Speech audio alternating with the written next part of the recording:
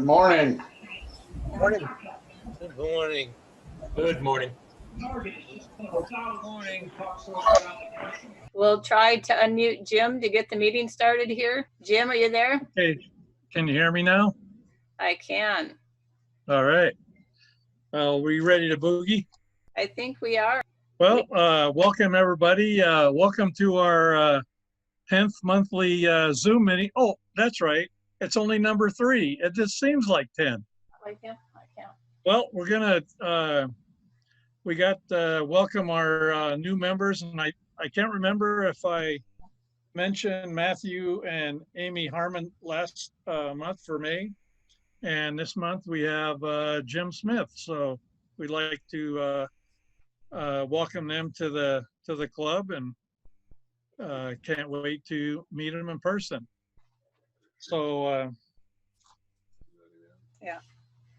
want to start off by thanking Dave and Sarah Slocum for opening up their shop and allowing this to happen with our videos. And also want to thank Jerry for doing the videos, and also Pat for all the work she does with the computers and our instant gallery, and to make all this successful. So that's about all I have, and let's go ahead and get this meeting started. Technical difficulty. Hi everybody, I'm Jeff Kustuch. I'll be doing the demo today. Before I get started, just a little bit about myself. This is my first demo that I've done for the club, and so I'm pretty excited. This isn't the way that I thought my first demo was going to be, but once again, thanks to David and Sarah, we'll make the most of it. I've been turning for 11 years.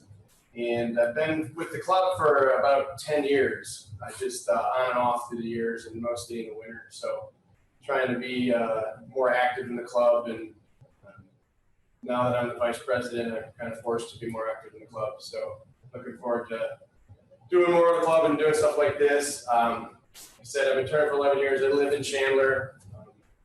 Wife and 3 kids, and I work at North Grumman. And so woodworking is kind of a hobby. And all I do is wood turning. So I really don't do anything else. Today, what I'm going to be demoing is an iridescent bowl. So this is something that I saw on YouTube about a year or 2 ago. A gentleman in England named Gary Lowe was doing these, and I think from what I've seen, he was kind of the first one that was doing these. And so there's a lot of videos on YouTube and a lot of different techniques. And so I'm going to show 2 techniques today. The first one is going to be just a basic maple bowl like this, and then we'll show how to do the iridescent paint, and then hopefully I can get all this done in an hour, and then when we do the rest of the meeting, when we come back for the second half, I'm going to try to do a platter with a different technique of how to do the paint. So with that being said, we're going to get started. So I'm just going to start off with a 2-inch maple blank, drill the hole in, and put it on the screw chuck. Jeff, the other thing be good to mention is we can't hear you very well when your mask is on, so there'll be turning for a while and talking for a while and back and forth, just so everybody knows. So when I have my mask on, you can't hear me at all? No, you can just hear the tool noise.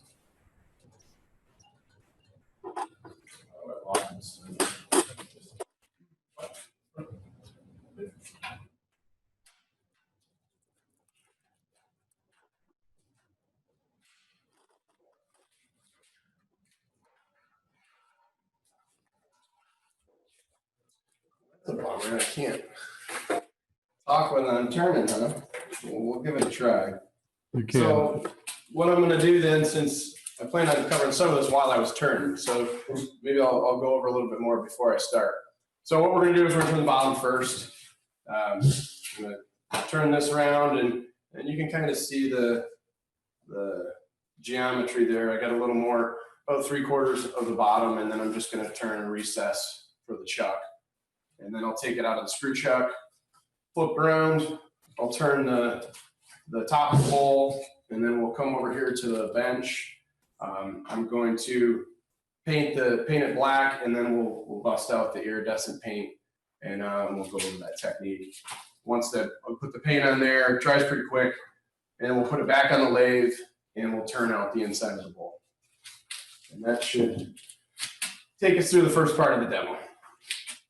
So with that being said, well, I guess I'll talk a little bit about the tools too. Can we go to the top camera? Sure. So most everything I turn, I mostly turn bowls and platters. And so 5/8 bowl gouge is definitely my tool of choice. I've got 6 of these. They're all, pretty much the same. I just have 2 different grinds. This one's a little, it's a swept back, and this one's about a 1/2 inch on the side, and then I have a relief cut on the bottom to get me a little smaller of a bevel. And then the other grind that I do is a little longer, swept back, and about 3/4 inch of a wing, and then still that relief grind there, which you can see kind of, yeah. And 55-degree bevel. So with that, we'll get started. Turn it up to, I'm probably gonna imagine about 1500 RPMs. And that's why you always spin it before you start. I'm just gonna clean up this edge, and then we'll start cutting the bottom.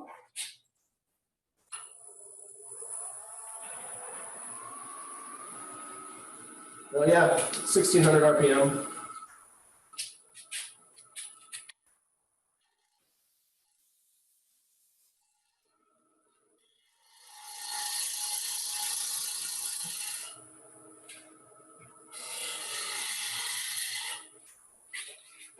And I'm just going to mark kind of where I want that point to be so I don't lose sight of it. So I'm thinking probably right about there. Which is a habit I started getting into because as I was turning platters, I would start to turn and then you kind of keep chasing it. Next thing you know, the top of it's too thin. So I got into the habit of marking bowls and platters with pencils and just help me keep track of where I'm at.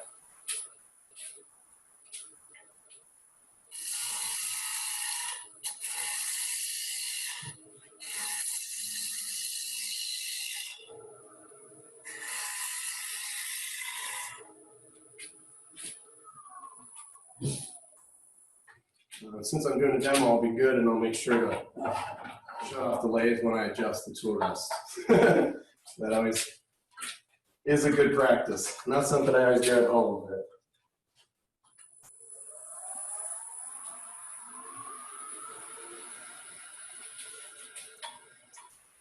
Well, when I'm making the cuts, I'm trying to rub the bevel, pull down at a 45-degree angle.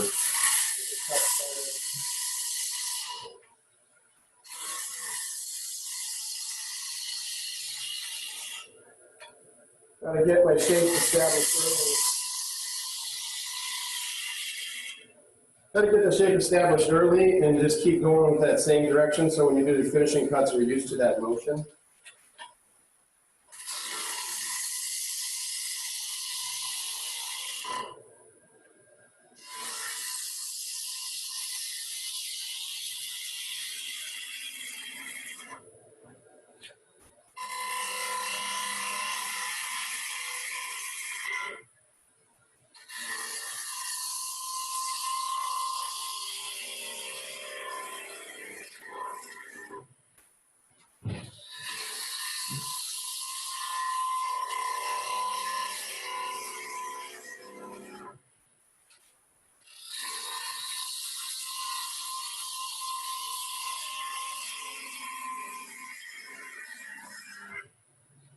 And shut her off and see how my shape is going. And yeah, I got quite a bit of tear out. Might put my relief cut in there for the chuck, and then take some finishing cuts with a sharper tool. See if I can get a better finish. So to do the relief cut, I'm just going to use a parting tool. nice and sharp. I'm just gonna come in and cut the, cut the relief for the chuck.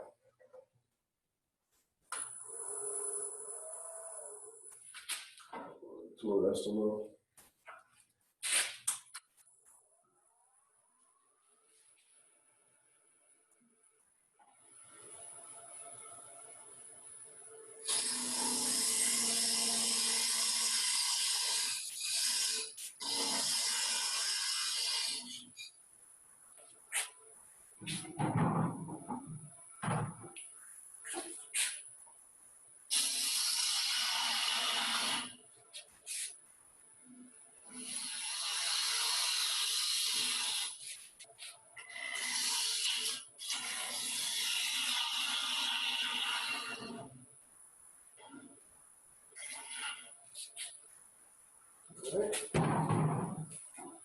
That ought to work for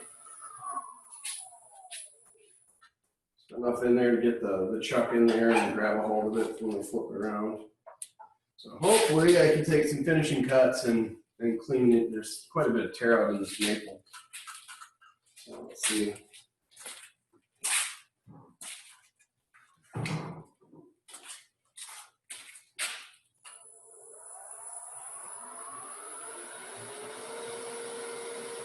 So 2,500 RPM and see if I can get a better cut.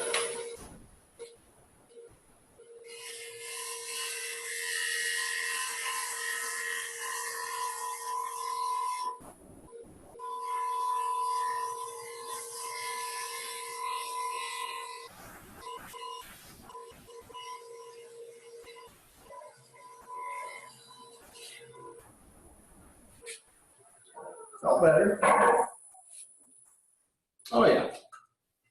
So nice sharp tool and fast speed and get a nice finish on that. So normally if I was at home I'd sand this down and about 400 grit, but since I don't really want to sand in the shop right now, I'm just gonna accept that as is and we'll flip it around and turn the top.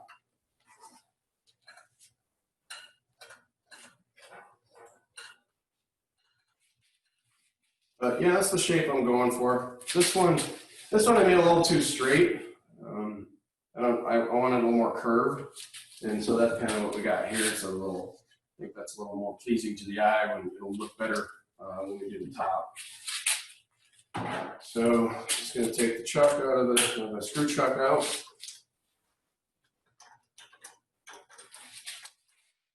These are really handy.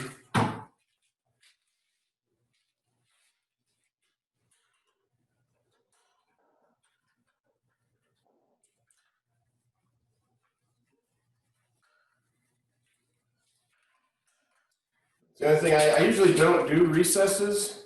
I prefer a tenon, but if you do a tenon on this, then you're losing a lot of the wood. And so the reason why I don't like to do recesses is personally because that's the only time I've ever gone through the bottom of the bowl is when I do recesses. You forget that the depth is there. So I prefer to put a tenon on there, but I don't want to lose a 1/4 inch of the bowl because this is only 2-inch thick board that I'm starting with. So that being said, we'll adjust the tool rest here and make sure we're good. And then yeah, we'll turn the top.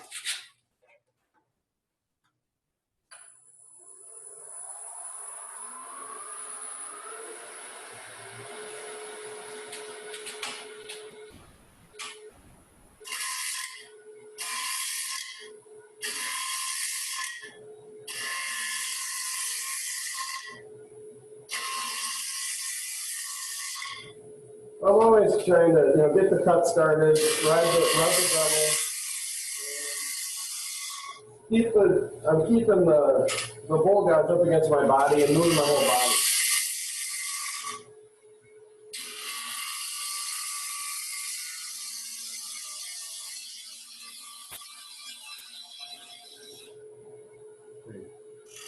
Yeah.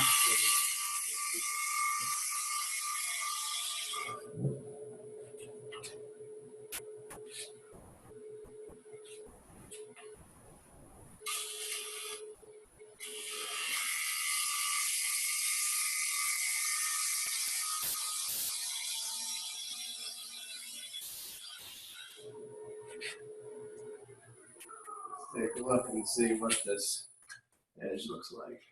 I gotta go in a little bit more, but I like the shape, I like the proportion, it's gonna look good. And then I'm not worried about this because we're just gonna cut that out later. You'll see more after we paint it. But I gotta make a couple more cuts.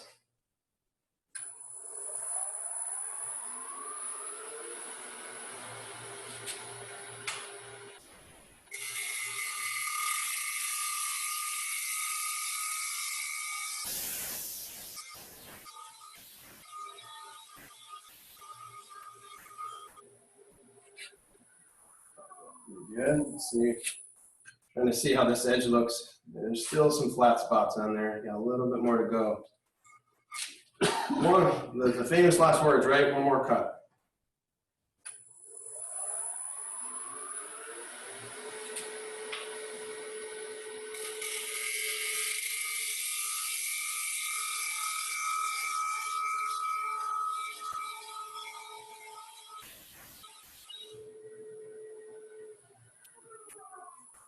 That's gotta do it.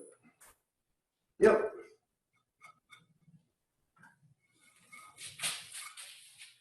So just so we take that paint good. That's pretty good finish. Maybe start to take that paint good. I'm just gonna touch it up with some 220.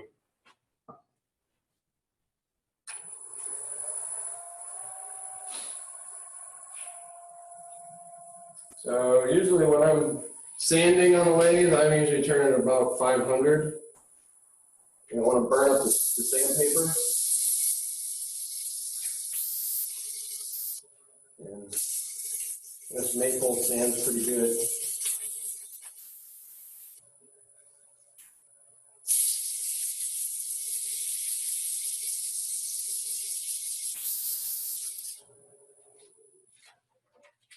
Yep. So now, since we got our, you know what, since I got it on here, I'm going to sand a little bit of the bottom too, because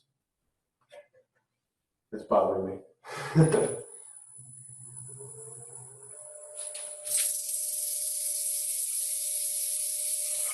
And I've learned to, when you make these, this edge is really sharp on the bowl, and so I've learned to make sure you sand that off so it's not so sharp. I've actually cut myself making one of these because that edge is so sharp, and when it's spinning like that, it can be quite dangerous.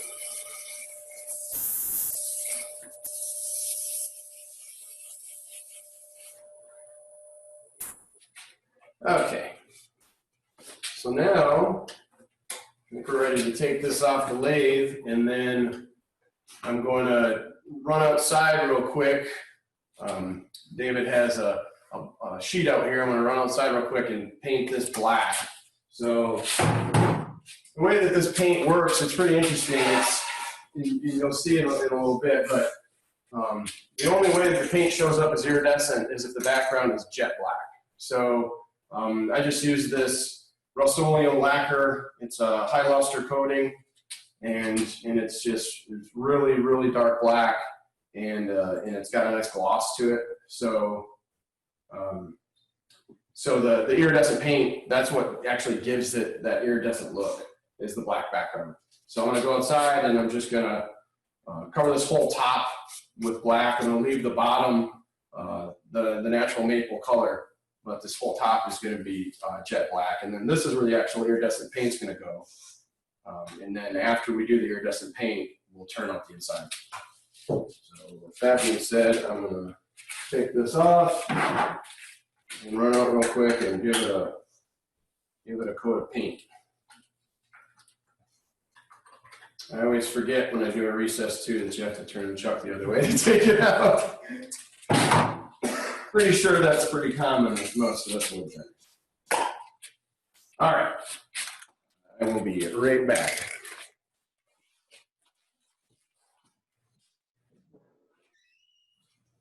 While he's doing that, Ken Northern is putting together a group buy on for CBN wheels, grinders. We may even do one for, he may even do one for Vic Mark and some other things. So he'll be posting information about that on the forums here in the coming weeks. So look for that. And if you have anything that you would like to buy, maybe, bandsaw blades, I don't know, send your suggestions to Ken. He's going to be leading a group buy.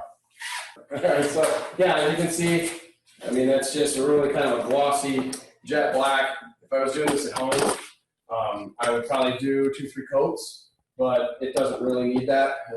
For the demo, we'll just do the 1 coat here, and then I brought a heat gun with me to just kind of speed up the drying process for the black paint, and then also when I do the iridescent paint, we can go over with heat gun too. So because it looks, the iridescent paint looks different as it dries. I'm just trying to dry get a little bit of wood chips on there, but that's okay. Speed up the drying process here.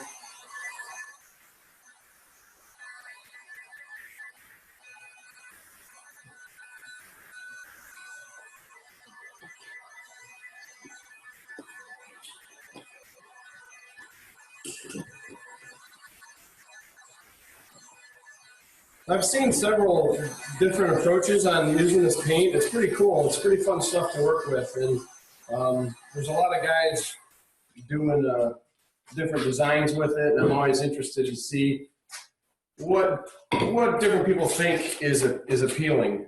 And then, everybody has the stuff that's appealing to their eye. And so what's cool about this stuff, let's see. So this is hey Jerry, I have another box of this that's in the cart back there. Yeah, can you grab that? Because that one's got the label and everything, so I can show people. So I bought a new one of these. So this is the stuff that we're using. This is Josanja Specialty Color Set Iridescent Colors. So I just buy this on Amazon. It comes with, let's see, we've got red, turquoise, violet, gold, and green, and blue. And so if you just do a search on Amazon for Josanja Iridescent, it pops right up. Varying in price. I think I got it cheaper before. This one that I bought, it was about $30, which I thought before when I bought it was cheaper than that. If you do buy this and you do want to try this out, when you buy the paint, you also have to buy the flow medium because this stuff is actually pretty viscous, and so you got to cut it down so you can make it easier to work with and easier to apply. So I think what we'll go with today is blue, gold, and let's do turquoise. So I usually pick 3 just to, that's kind of my personal preference too. I don't like too many different colors. I think it makes it too busy, but that's all up to you. You made all these chips. Yeah, right, thanks. So one of the neat tricks that I saw that I definitely do is keep the paints in front of the bowls that you put them in, because what you're about to see makes sense why you would do that, because the paint is actually white.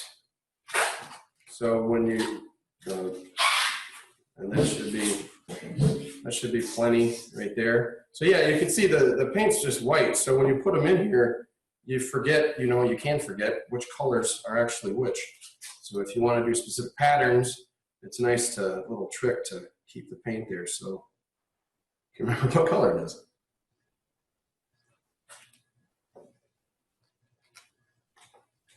And then another tip too is I saw in some of the videos that guys were using paper cups to mix these in. And then this flow medium is actually melting the inside of the wax of the cups. And so using glass seems to be a better way of doing it. And if I had to say from experience, I mean, you're almost using the same amount of flow medium that you have paint. It's kind of a one-for-one. It's hard to say because obviously The flow medium is a lot less viscous than the paint, but you got to mix it up pretty good. So I just use popsicle stick.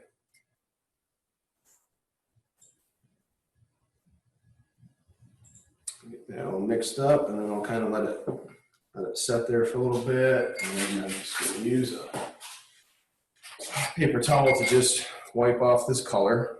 Go on to the next one. The wrong way to shoot that. Right.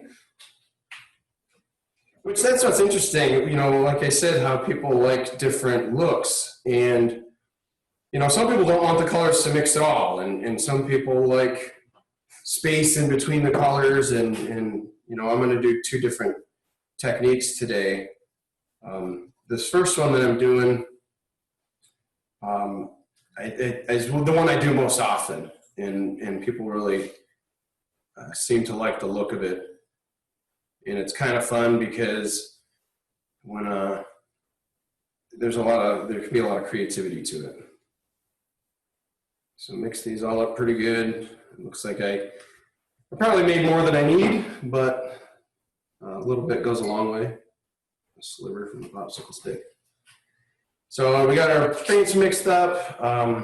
Since I already got my stick in this color, I'm just going to go ahead and apply this. So I'm just gonna put it on and kind of smear it around and kind of randomly around the bowl.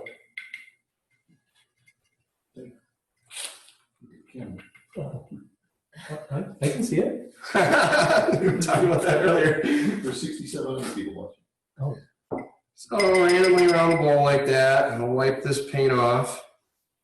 And we'll go to the next color. So this first one I put on, that's blue, and you can kind of see already a little bit of blue tint showing. This next one that I'm going to do is the gold,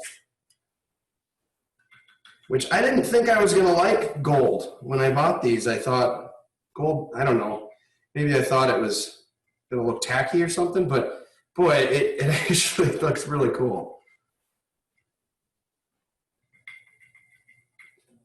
So you can see this is where I'm saying there's a lot of creativity to it, because you can see I'm just kind of globbing it on there, and there's really no rhyme or reason to what I'm putting where. So this is the turquoise.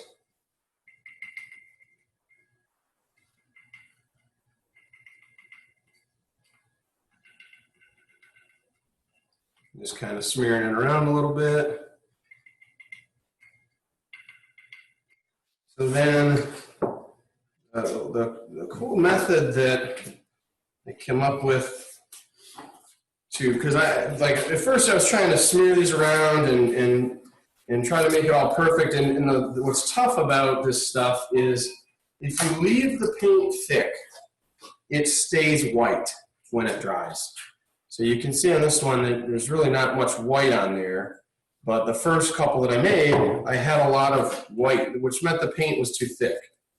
And so I'm going to put this, you know, this is just cling wrap, saran wrap, and just put this on there, and then you can move the paint around with this and kind of get it where you want it to be. And this is where, you know, you can spin it, you can have all different kinds of patterns and just move the paint around with the saran wrap.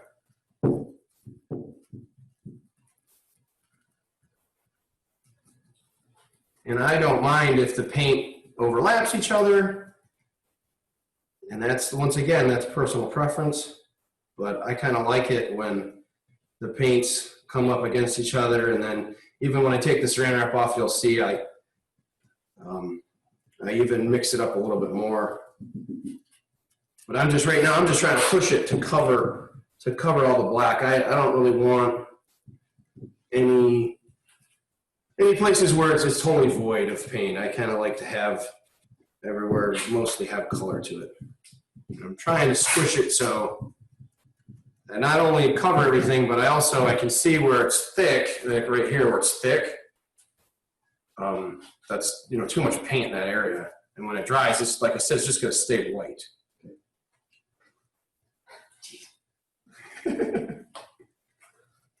So, when you take the saran wrap off, of course, it's going to give it a different looking pattern. And I can tell right there that that's still, too much paint. So, in order to just get more of that paint off, I'm just going to put more saran wrap on and kind of pull it off and draw some of that paint. And then I can see, right, there's still spaces where there's not enough paint. And so I just take this saran wrap and I'm kind of dabbing, and then you can see the different patterns you can get from dabbing, and I think that looks cool.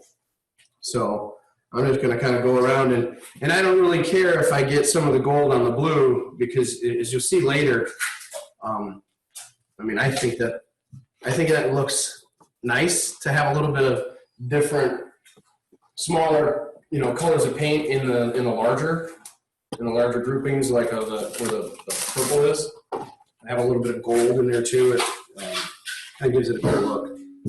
But really what I'm trying to do is I'm trying to get some of this extra paint off. And I'm covering up these spots that don't have paint. And I'm just going to keep grabbing pieces of saran wrap, because I don't want to, if I touch that gold first, I don't want the gold everywhere. I want to kind of pick and choose. If I want to clean up this purple here, and then I kind of maybe want a little bit of purple in the middle of that gold, just a little bit. And then maybe I'll come down here and rotate the saran wrap, because I want that cool look to it. When the saran wrap pulls away, it gives that kind of neat pattern.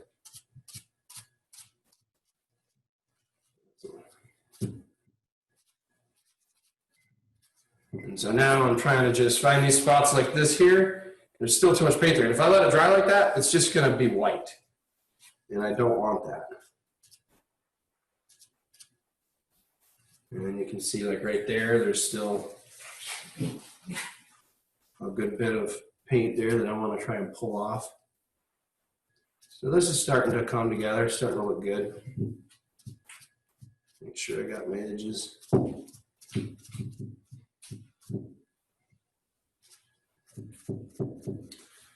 So yeah, maybe a little bit there that I want to pull off. Right there. But that sounds pretty good. So, and as you can see, as it dries, that's when the iridescent look starts to come out. Put these away, and as you can see too, there was quite a bit of paint that I didn't need that much, but that's something that you kind of learn as you go, how much you need. This is a smaller bowl, so it didn't need that much. So I'm just going to kind of use the heat gun again to speed up the drying process.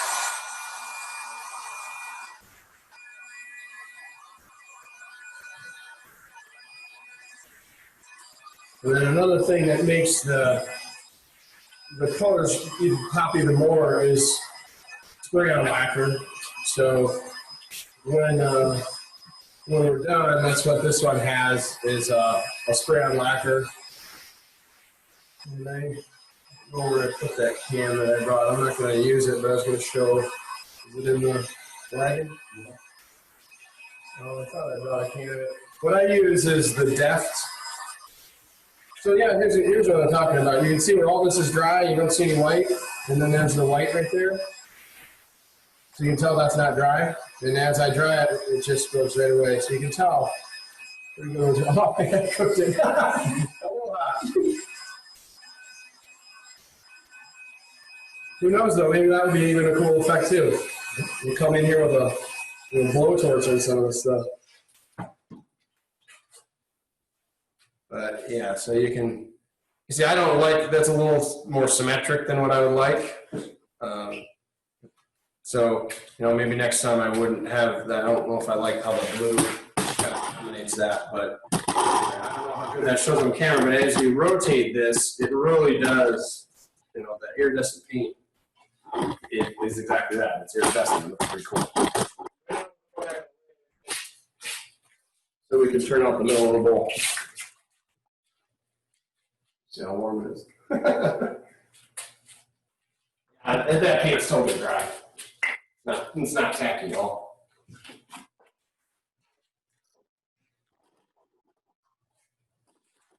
And then, you know, the bottom of the bowl intentionally is still the natural color of the wood. I had a little black there where I accidentally, you know, touched it with my finger after I spray painted it. But other than that, it's the natural color of the wood. So it's that kind of that cool contrast between the top and the bottom.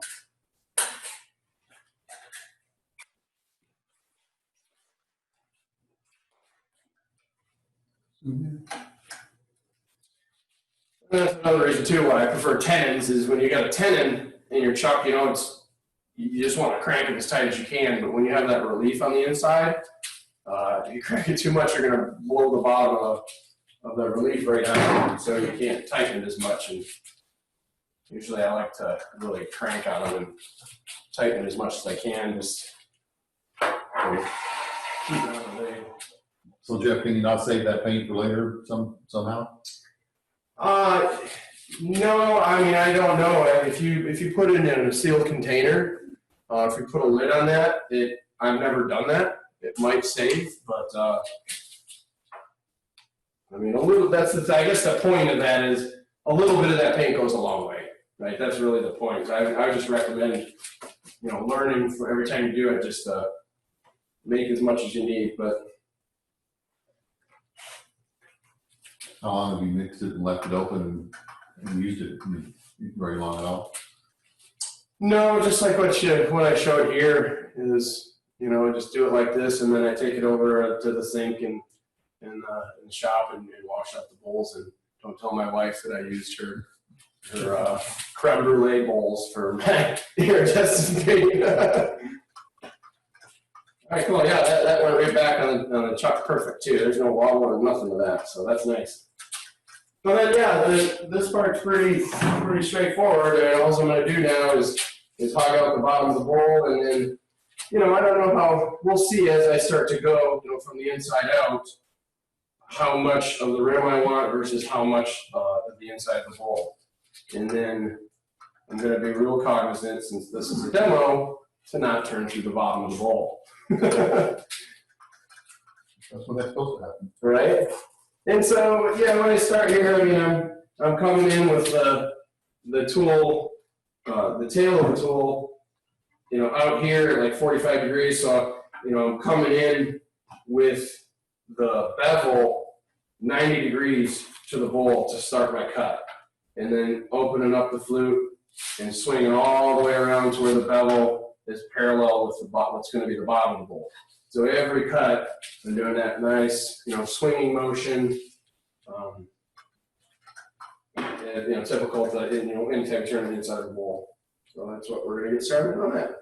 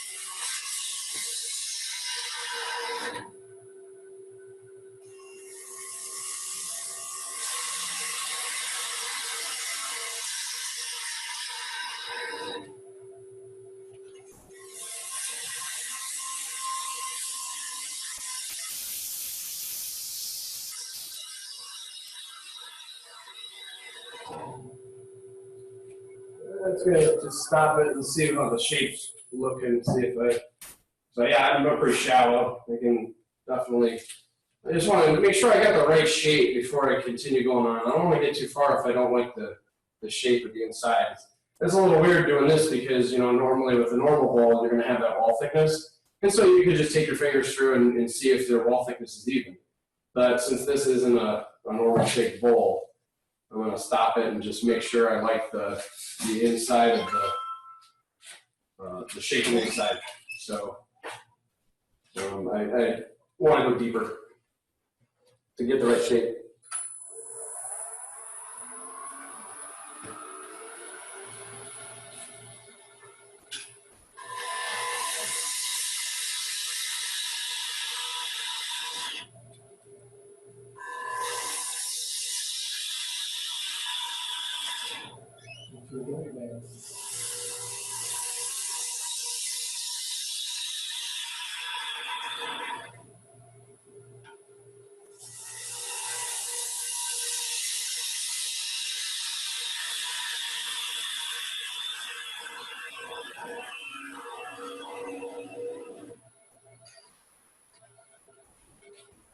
There, let's take a look at that. That's kind of cool.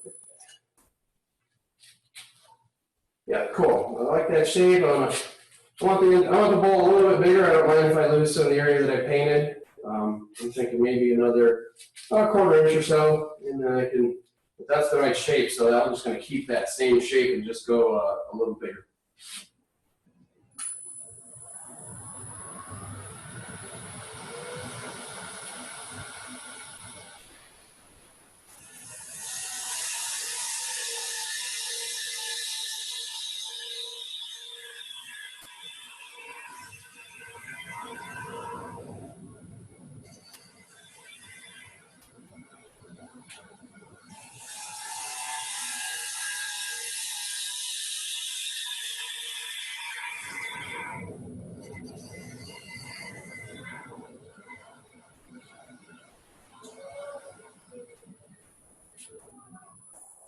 Cool. Actually, pretty nice finish for not sharpening the tool or taking a finishing cut yet. So I'm going to go a little bit deeper, and then I'm going to grab a sharp tool and see if I can get a good finishing cut.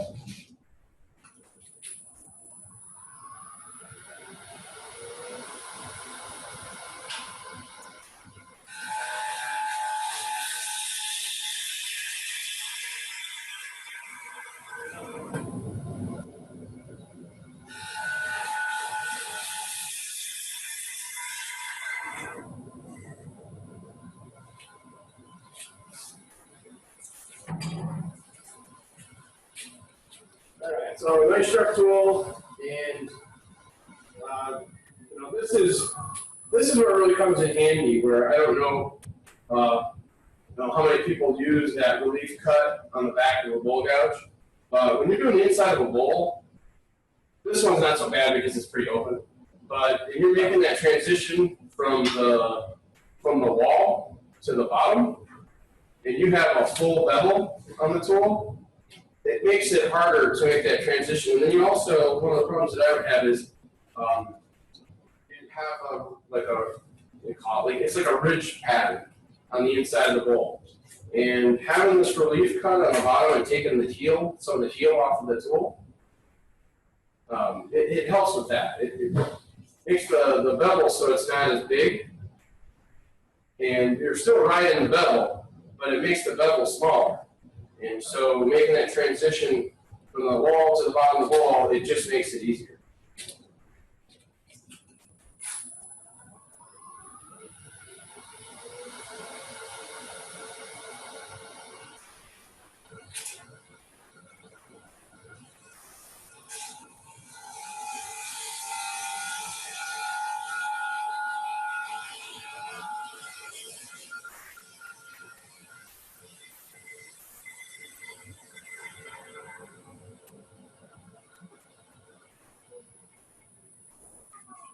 Felt good. Let's see.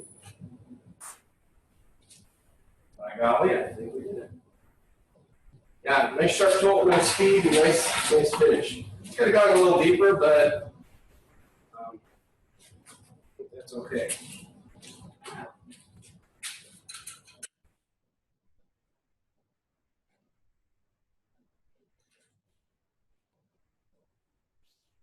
normally, I probably could have thrown some sandpaper in there, but it's a pretty good finish. And then if I had my the polyurethane, you really get to see that shine. But you can see it actually shows up pretty good in the camera. Looks like that iridescent, look to it. That one should, I would do, that's why I like the depth polyurethane is, I think it has more solvent in it. It dries really quickly. And so you can quickly put, 5 coats on in half an hour, it seems. And I like to use the high gloss. And it really makes this iridescent paint pop. That, I don't know how much time I took, but Almost, it's like 55 minutes or 50 minutes. So the question, does the paint have a textured surface and not smooth? And do you ever try to sand the paint? I haven't tried to sand the paint, but it actually shows up pretty good in the camera. It looks like, yes, it does have a textured surface. And you can kind of see in the camera how it is raised up right here. Does the spray poly level that out any or not? I mean, you can see a difference between this. So this is the one that's got the poly. And I would say yes. And I think you can see that too. If you compare the two, the one that has the poly on it, it does feel smoother, not as rough as the one that doesn't have the poly. And the paint, it takes the poly really well. Cool. Any other questions? Month is on here, so anybody else has any questions? Otherwise, we'll be 5 minutes early for our first break. Well, that's pretty darn good timing for not practicing it. All right, cool.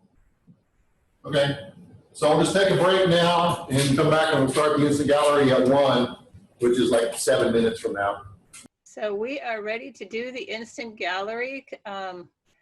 We'll start out with Steve No. I'm gonna say, let's see if everybody can hear me talking, and we'll see if we can get Steve to be unmuted. How's that working? Steve, are you there? I'm here. Can you hear me? We can hear you, so go ahead and talk. Perfect. All right. Well, this was, we had the open segment session last month, and this is just a simple open segment piece. Nothing particularly tricky, except that the top of this is almost horizontal. It's just a slight convex curve, which makes the glue up a little bit trickier. But it's a simple piece done with the Seg Easy jig. And I don't know, there's some walnut. It's basically maple with some walnut, and then another wood that I'm not sure what that is actually on top of, laying around in the garage. So, Well, I get rid of some scraps.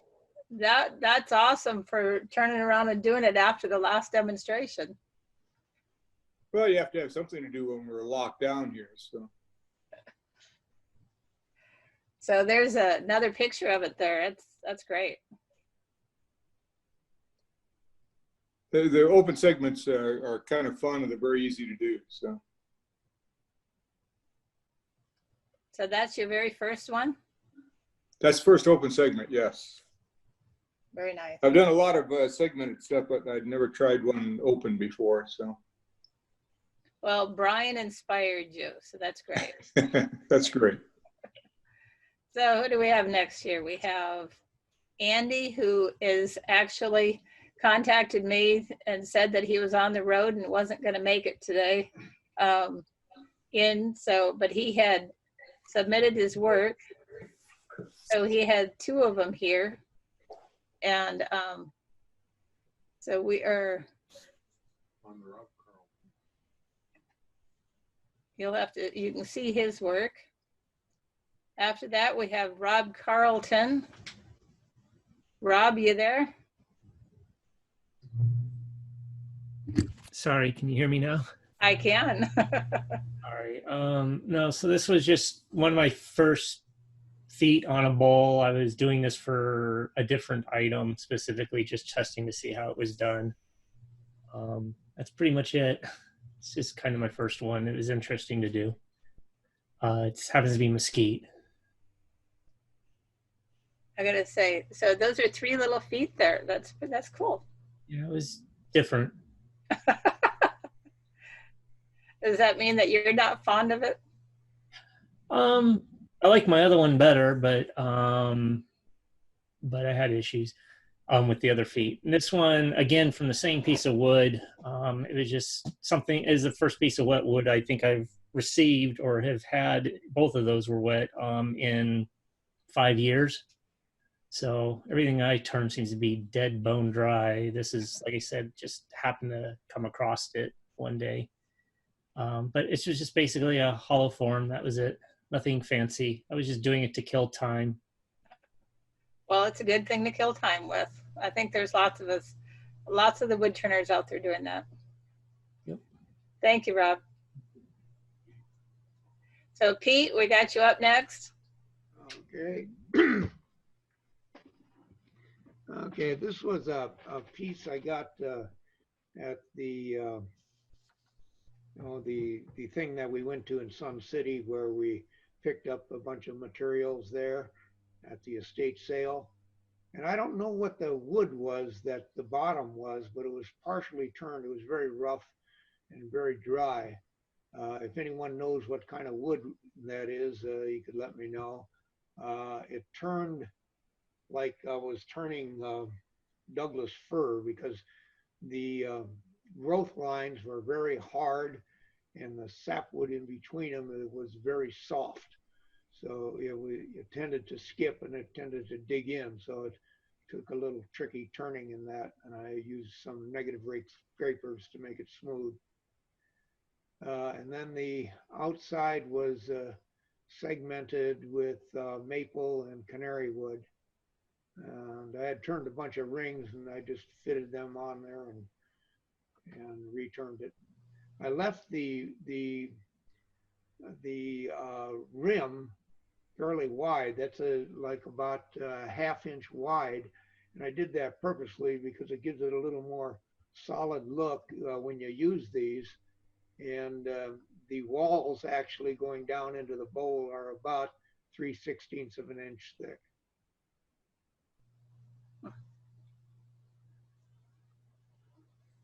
Okay, and this I kind of call a hat bowl because it looks like a hat.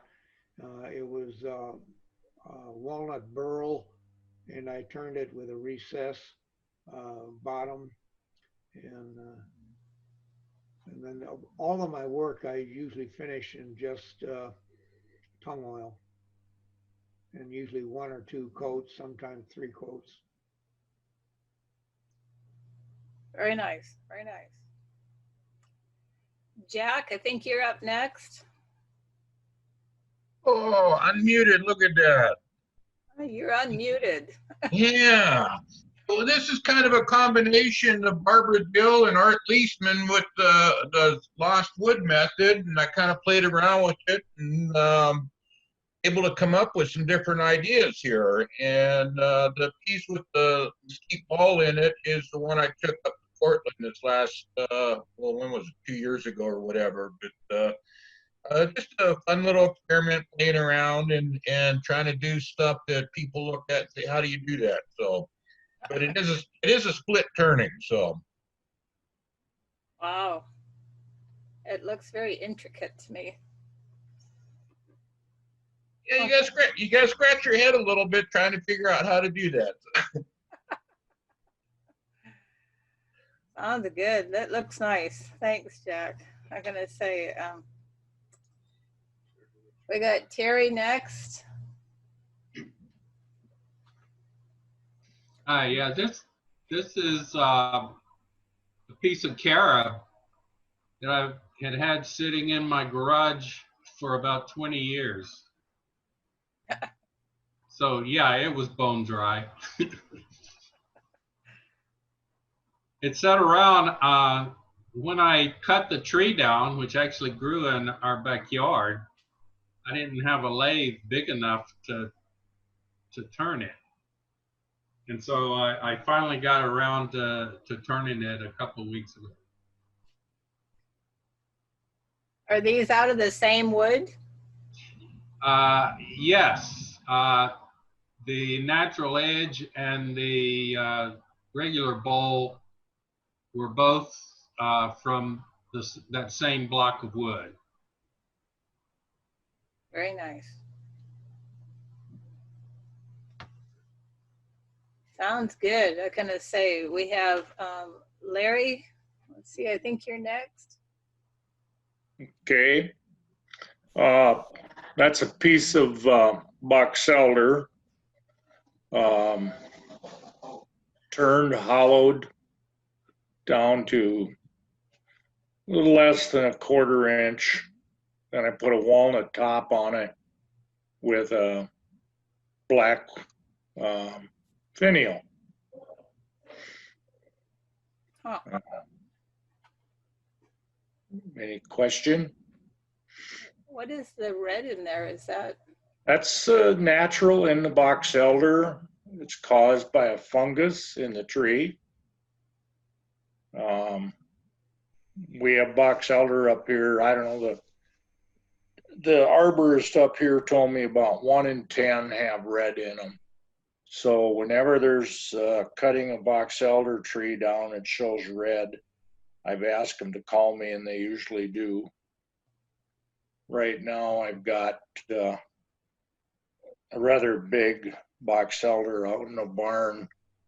I'll have to live about another 3 lifetimes to use it.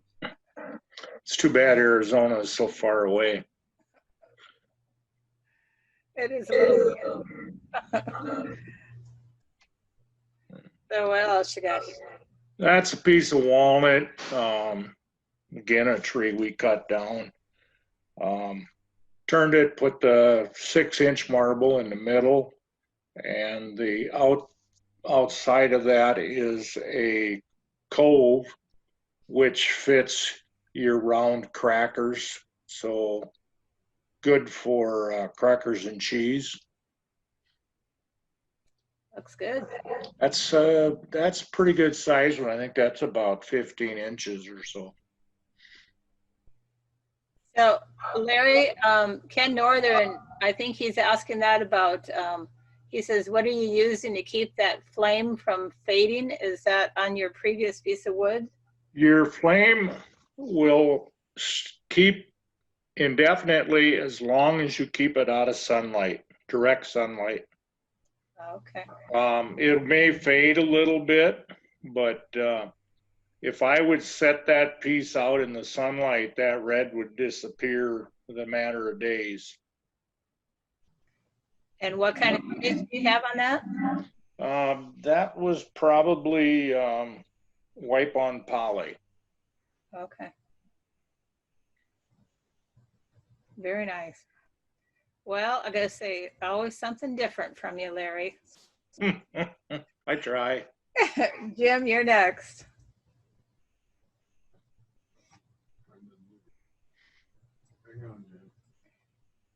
Jim, we're having trouble unmuting you. So hang on.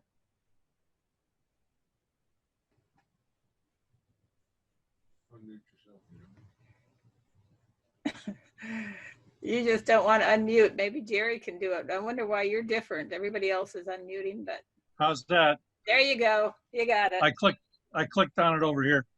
Okay, we're probably opposite times there. Go for it, Jim. Okay, a guy contacted me from Florence. They're doing a 100-year-old renovation down there on one of the buildings. And these are for a some kind of staircase.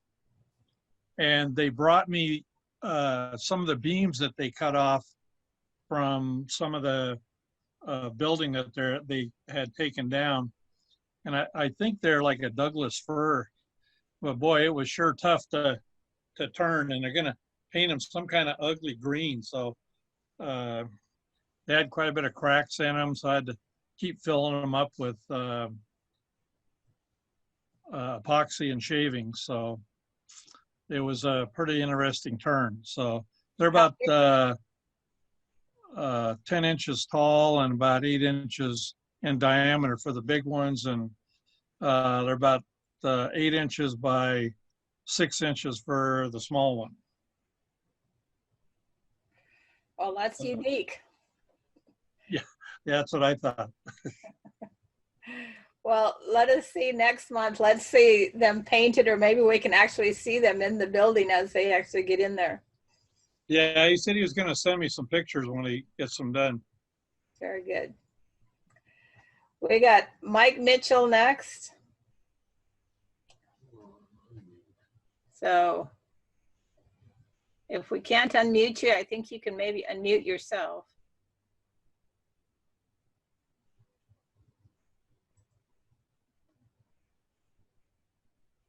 Mike, do you see the spot to unmute yourself in the?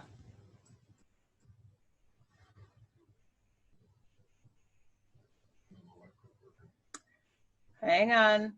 We love computers. We're going to unmute everybody for a second, and then we'll mute you back up.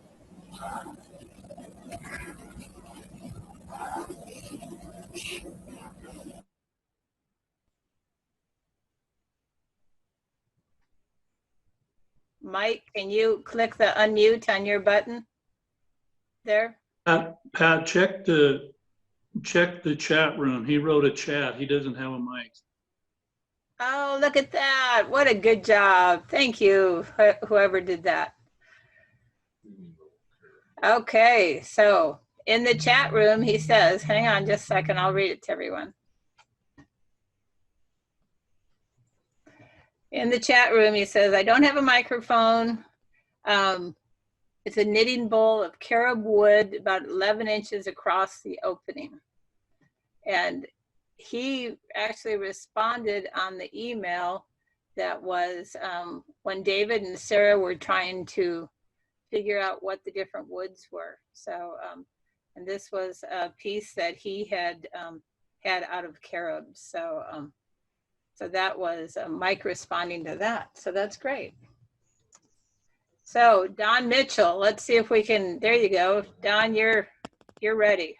So I was doing a show in Litchfield, and I was talking to one of the clients that came in, and he was a veteran. And I said I was a veteran, and he said, I've got 4 large cottonwood trees that are about 60 inches in diameter. Would you like some? And so I said, sure. I've never turned cottonwood in all my years. Turned it, it was really wet and really stinks. And it's very odoriferous, as I would say. And in fact, I had to take my clothes off outside and come in, and because my wife didn't like the smell. It was terrible. So anyway, the grain is pretty plain, not much to it. So I've been trying different things. I've patinaed with copper and shosugi flaming it. And this one I just sandblasted. I did the beads. I saw a Nick Egger piece, and saw the beads on a vase that he did, and so I sandblasted this, and no finish on it. I'm just trying to find different things to use the cottonwood up. I've got a ton of it. So how tall is that? That's 14 inches tall and 7 inches in diameter. Okay. This is a piece of spalted ash that I turned, a hollow turning. So it's got a 1/2 inch hole at the top. It has a round bottom. I thought the spalting turned out really good on it. Huh. It's about 5 inches across and 4 inches tall. Huh. Got nice figure in that, dude. Yeah, I thought the spalting looked good. Thanks, Don. We got Yeah. Jay Paul next. Yeah. Can you hear me? Yes. This is a piece of unknown wood. Normally when I get wood, I turn it, put it in a plastic bag. When I do that, no idea what it is. But I've been doing a body of work to see for almost 20 years. Normally the ocean. This one now, I'm having trouble hearing you. Can you be closer to the microphone? I'm sorry. We couldn't hear you very well. Please be closer to the microphone. Okay, how's that? Much better. Okay. Well, this relates to the ocean, by the creatures that live in it. And the idea and all of the body of work I've done is energy and movement, dynamics of both. And this is represented by a skull, a school of fish. So that's the latest in this series that I've been going on for 17 years anyway, almost 20. This is a piece of mesquite, and I turned a cylinder and split it into 7 segments, glued it back together, and turned a shape, and then split it apart. Oh, before I split it apart, I shaped the outside. Each one of the segments is a little different. Then I split it apart and carved the inside to a uniform depth of what the outside is. Then put it back together and pierce it. I guess in retrospect, I've had a lot of time on my hands lately, so. This is another example of a direction I've been going into recently. And usually people ask me, how did you turn it so that the inside shaped like the outside? And of course, I let them live with that mystery a little bit. But basically, it's a segmented piece that's carved with each individual step. That is amazing, that piece. So Thank you.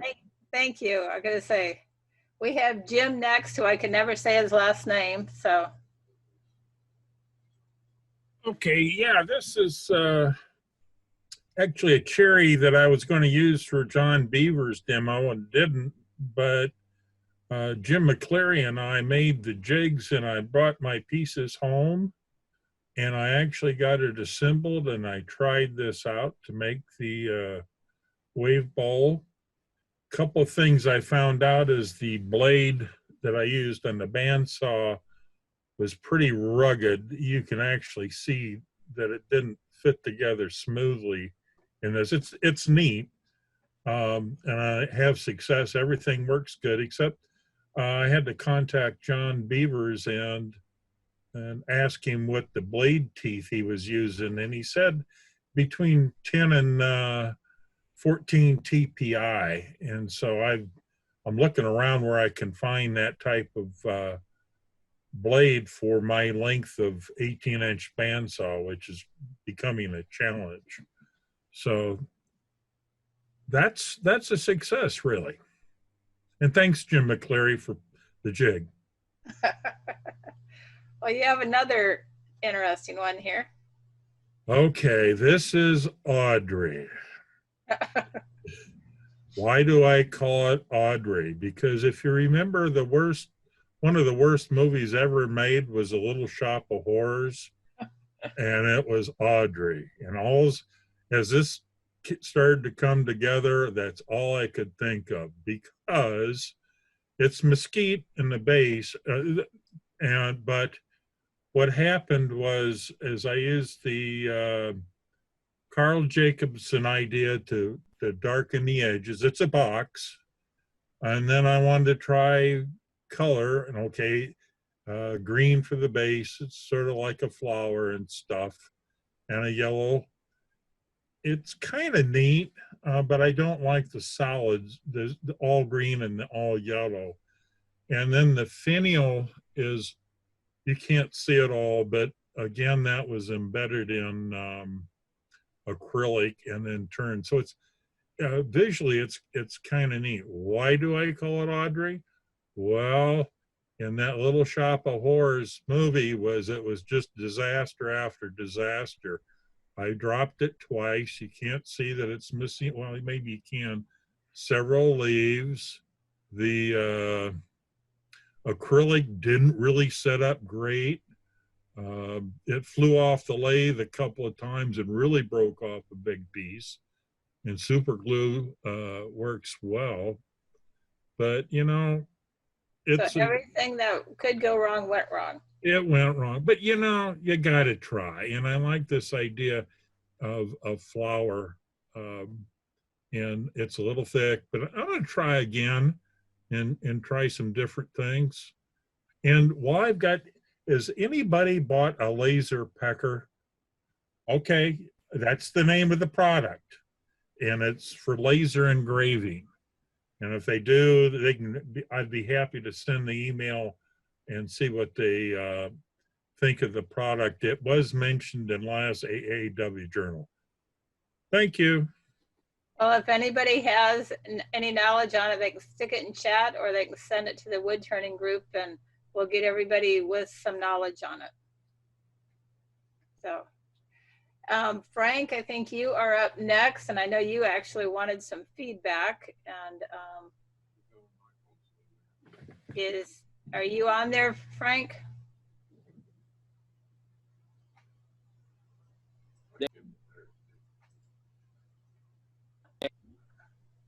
Hello? Go ahead, you're on there now. Okay, what I've tried to make a round bottom. I've never tried that before, and I don't know if I've got the right proportions or how is it supposed to really look. So that's what the bowl is a big leaf maple, and it's one that with a wave in it. And then I just need some feedback on how that bottom should look.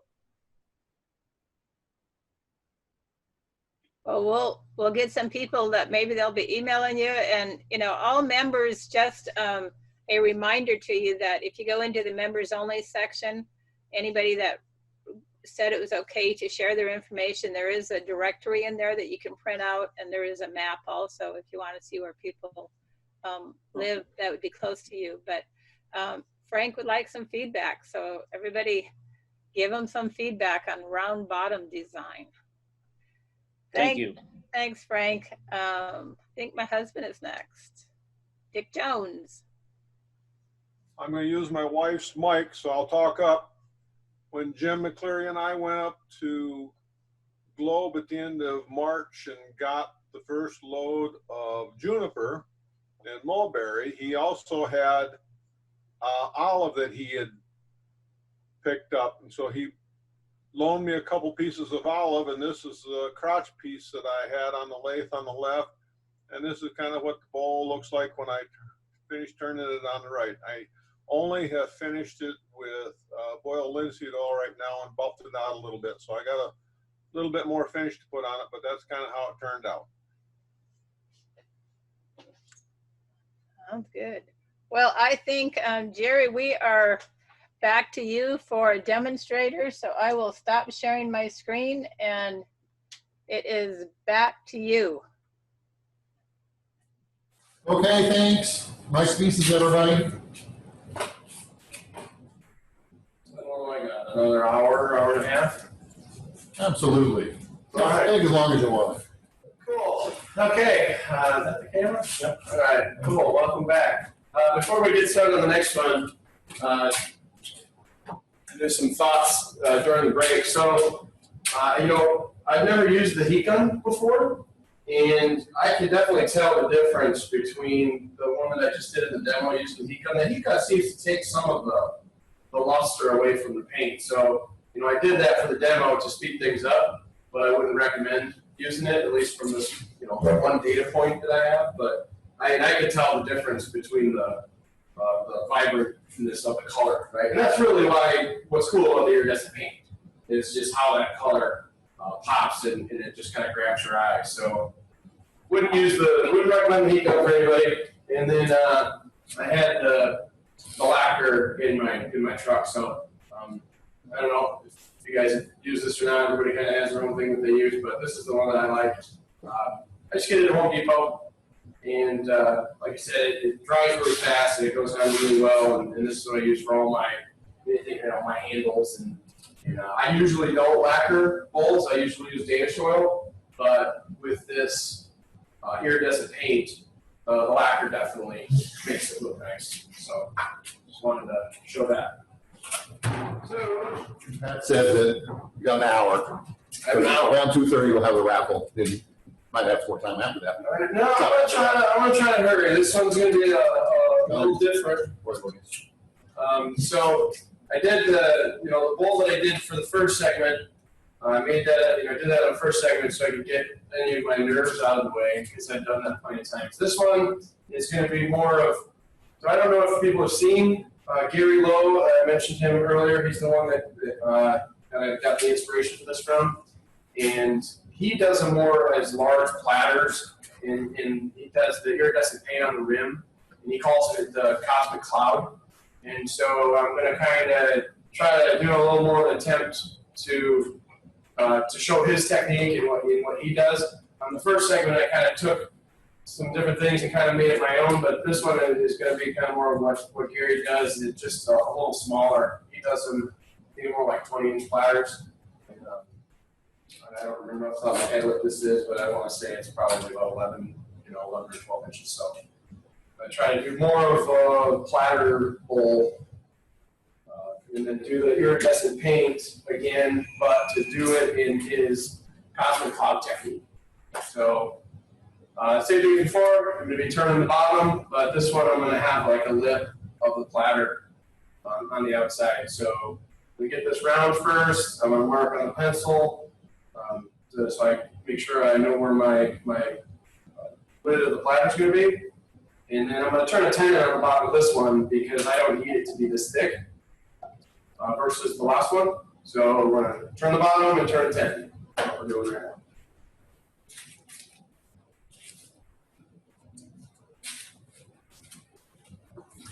Spin it, make sure I'm not hitting the tool rest.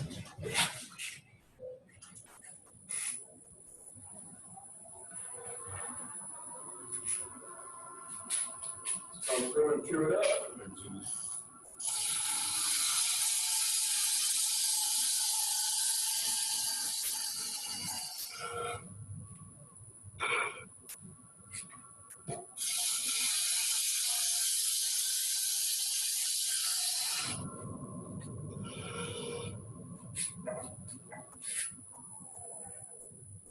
Good.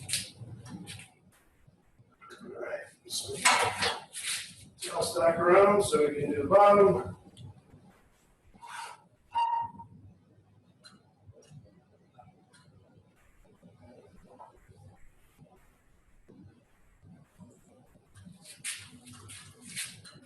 I'll wobble to it.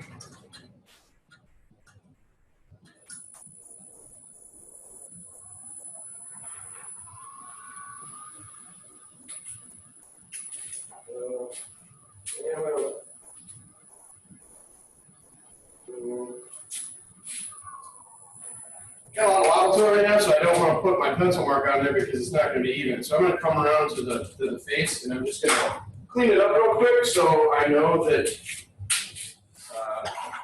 my top of my platter is going to be the right thickness. Yeah, it's a good like little 8-inch wobble on there that I want to kind of clean up real quick.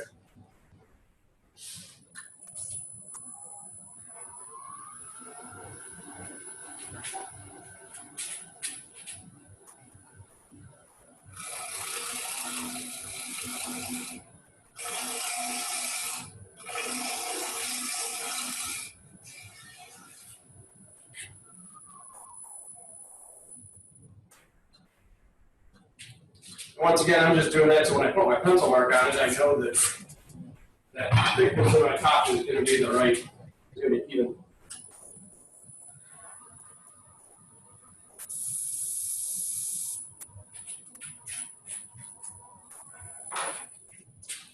Yep.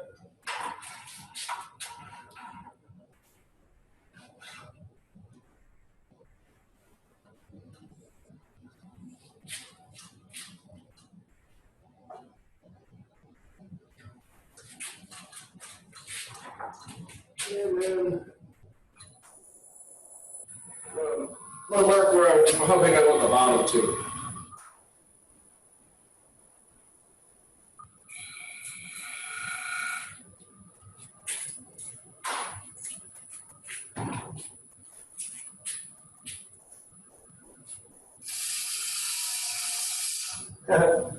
Didn't need to do that because I need to turn my tenon, so I guess the fact that I marked the bottom doesn't really matter.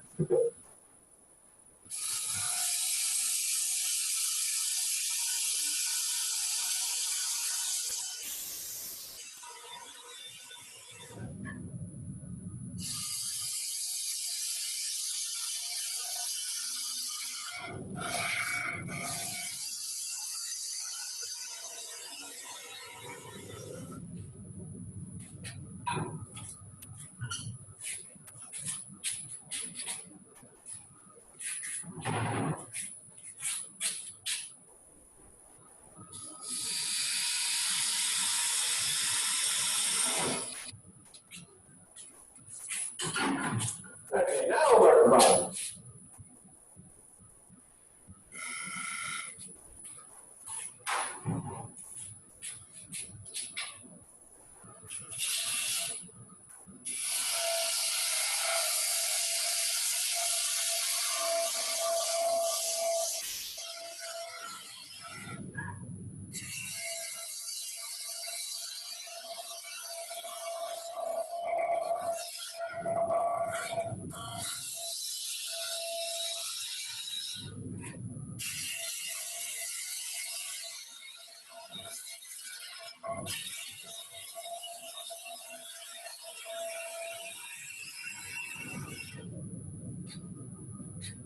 So that's going to be the bottom. I'm just hogging out the meat here, so I'll have a little kind of shallow hole in here, and I'll have that wing where we're going to put the paint. So just going to keep taking material away.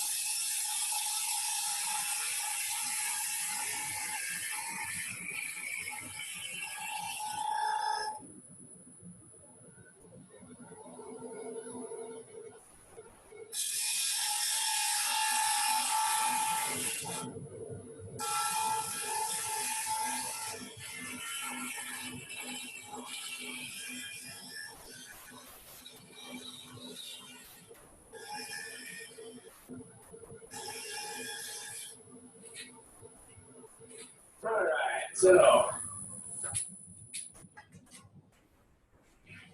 lot of lines in there, so I'm going to come through and do some shear scraping and just clean it up a little bit.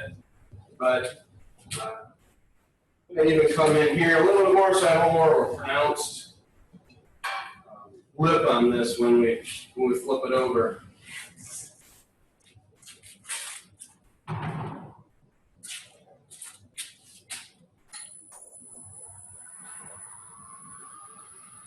So a little bit of shear scrape and just clean it up.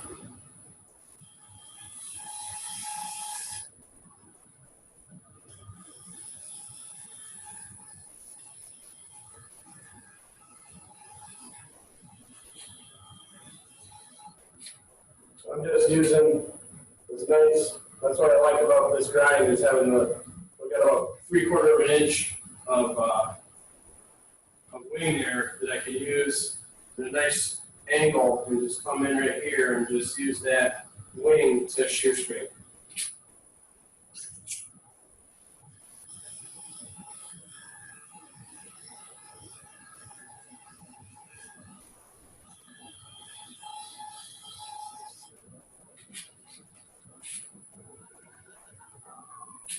I would spend some more time and mess with this area. I don't quite like it that much, but I don't want to take up too much time. So I'm going to go ahead and clean this up a little bit more, and then we'll flip it around and we'll start at the top so we can make sure it finishes in time. There will be time after the raffle too.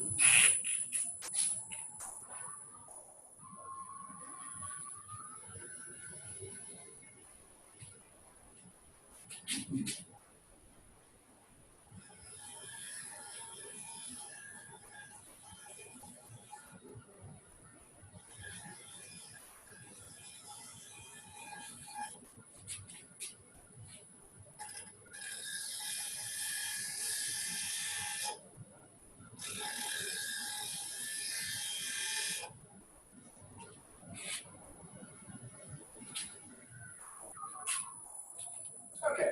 Oh, I like that shape. If I was doing this, you know, the OG shape is a really nice shape to do on these. Something that personally I need a little more practice on, but I like this shape right here.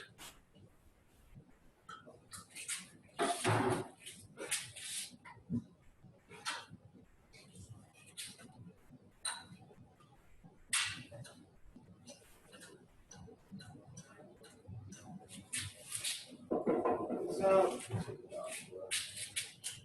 one screw out of here.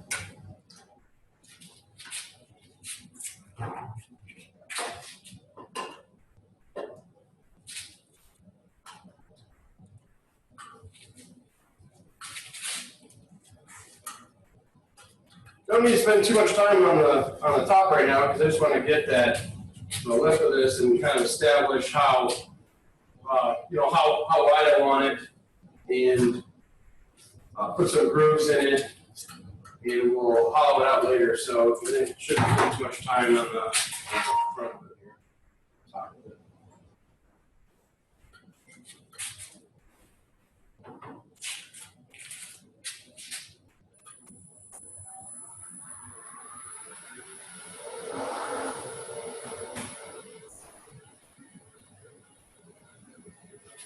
That's about 2,200 RPM.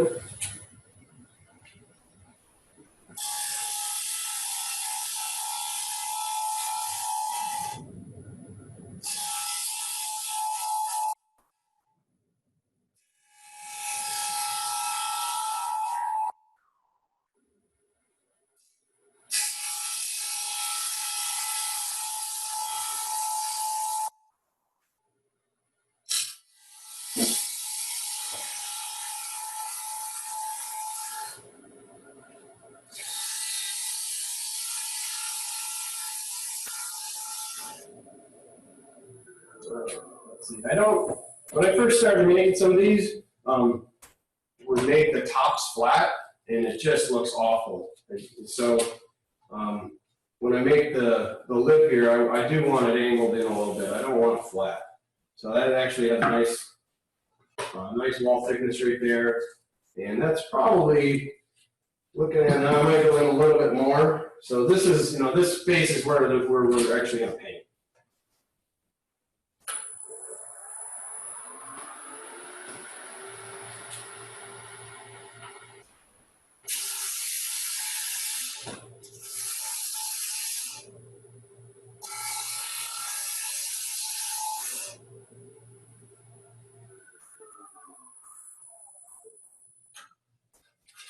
Good. And since we are going to paint that, I'm just going to go ahead and touch it up. Touch it up with some of the 220 sandpaper.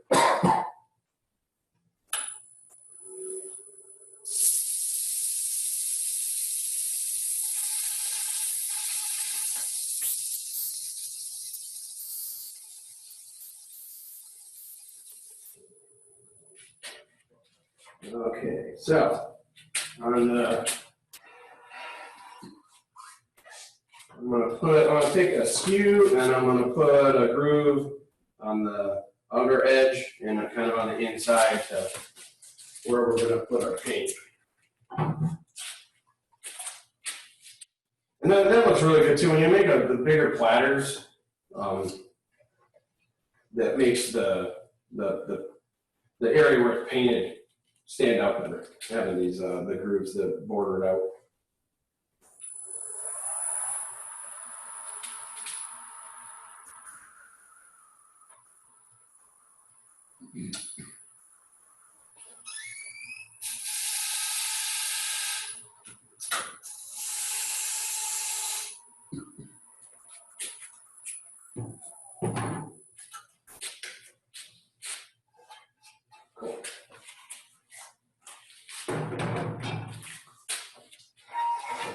So now, same as before, I'm going to take this off of the, take it out of the chuck, take it off the lid, take it out on the table, put the black spray paint around the rim of the bowl,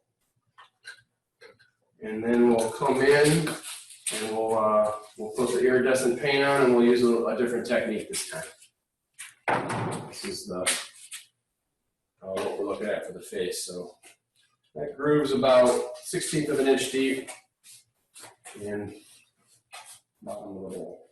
So I'm gonna run outside right now and throw some paint on.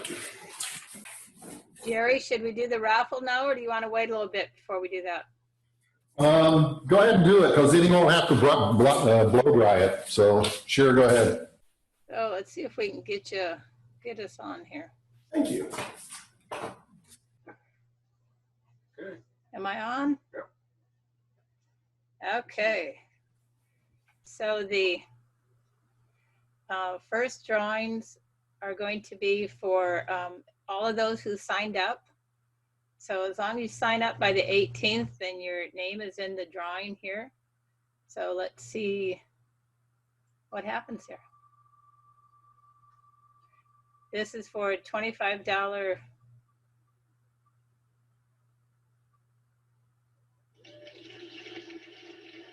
So Roger, you won. That's a $25 Cook's Woods gift card. And I'm going to remove. We'll do another one here. And I really probably should have. Want to unmute everybody, Dick? Here we go again. Did you unmute everybody?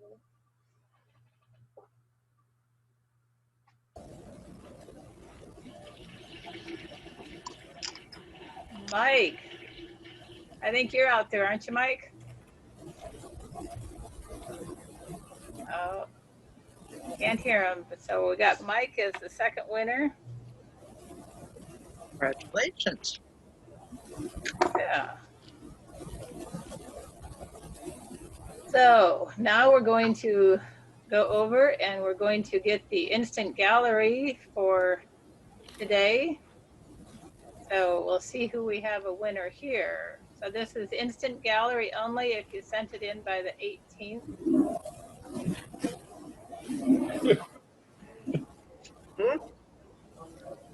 Good. Won't be long now. Great. Hey, Steve. Good job. Okay, we're gonna remove you, Steve. So let's just shuffle it around there. See, just shuffled it again. Okay, here we go again.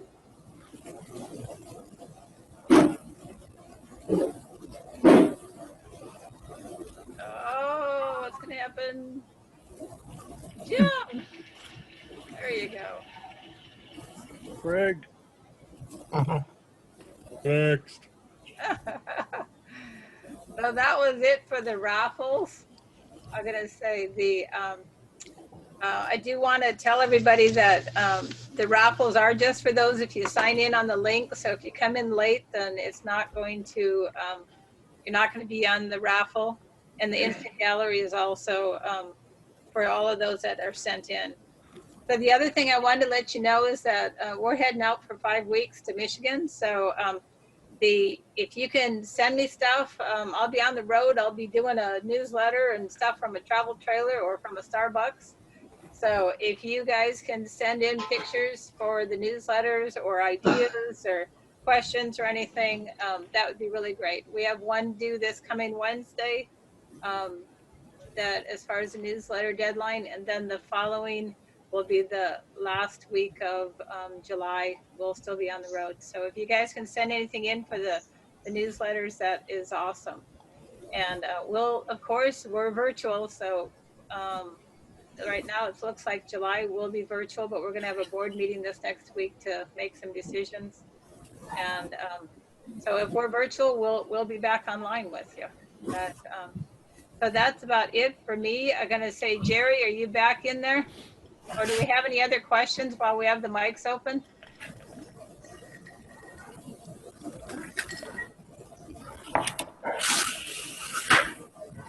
I think everybody's quiet. Wow. So, Jerry, This I'm going to virtual say, session is really great. so you do okay with the virtual?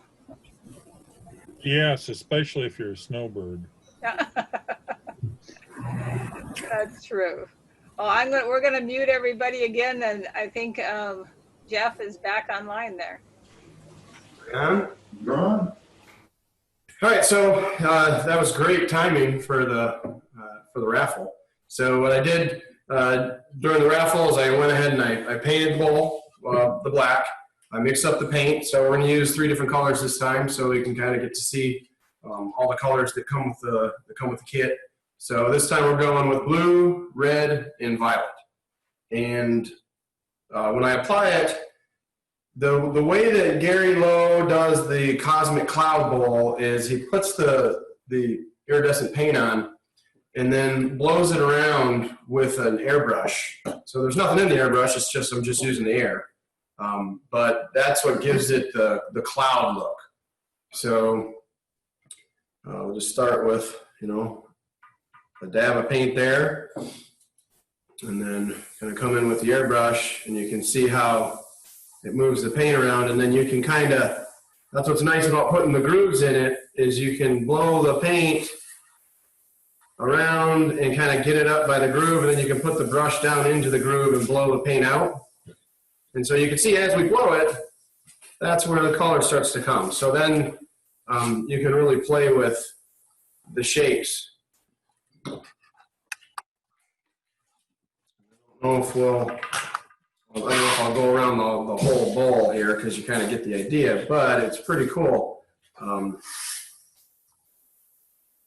You can blow the paint, and if you don't want it touching, you can just bring it up so there's black in between the different colors, or you can just blow it where it just kind of comes right up next to each other. And then, like we said before, if you leave it thick like that, it's going to stay white. So with the airbrush, really gives you a lot of control to control where that, how thick it is, and then, the shape of it. But you can see the blowing in it does give it more of that cloud look versus the other technique that we did with saran wrap. Oh. That's why I should have taken my own advice with the colors, because I thought that was the violet. Let me go ahead and put those back. That's funny. This is the blue. Let me finish the red. I'll make it like I did it on purpose, and I make it one big red.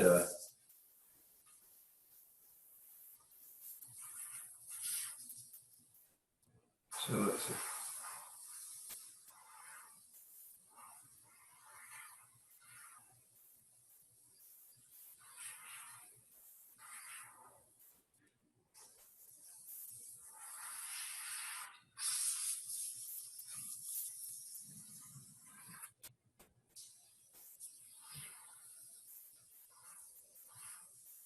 I think it's cool when the colors overlap each other. I think that's neat. You get the mixture of the different colors, and then as it dries, you get the sense, right? As it dries,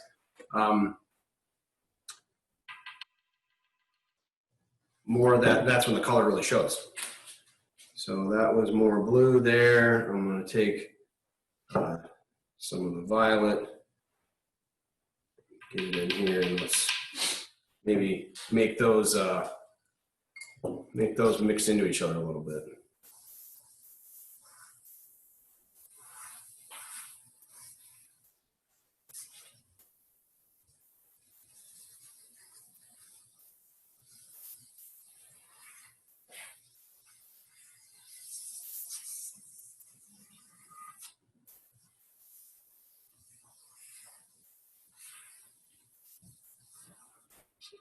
Yeah, just kind of throw some more around here. So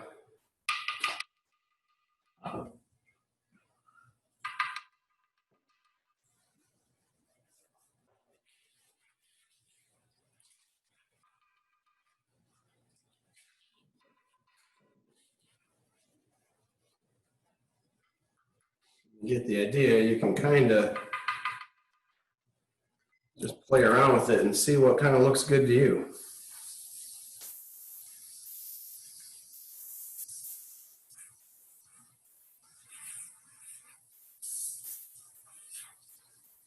And then you also get the idea as it starts to come, as the colors start to come and you kind of see the shape going around, why he calls it the cosmic cloud.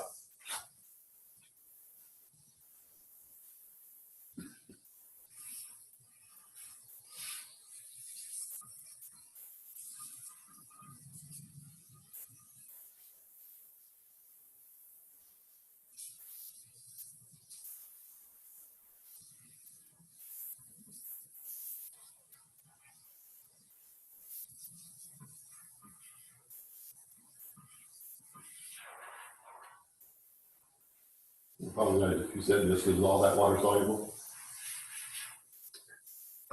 You know, I don't know if it says that on the package, but in my experience it is. I mean, it cleans up very easy. I don't know, just out of curiosity, if I want to look at that and see if it says anything about it on the package. Let's see, so this is the blue.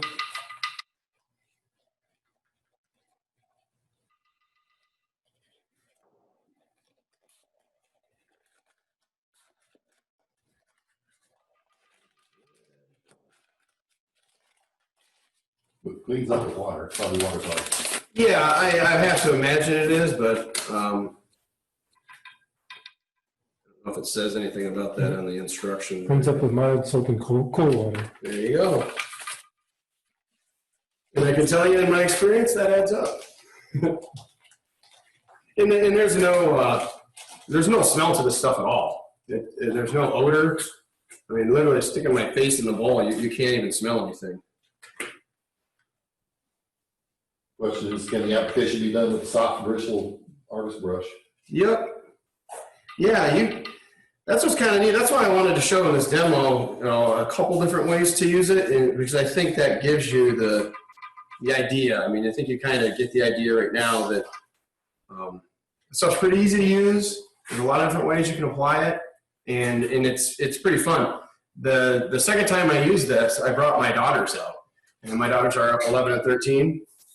And we sat there and I turned a couple of bowls and I gave them the paint. I showed them kind of one way to do it on a piece of scrap wood and turned them loose. And yeah, they had a blast.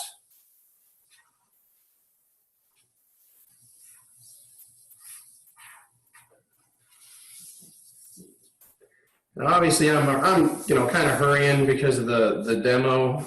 If I was at home doing this technique, I'm going to be a lot more careful with getting it where I want it. You put the grooves on there, obviously I don't want the paint down in the grooves. So you can kind of see me with the brush trying to blow it out.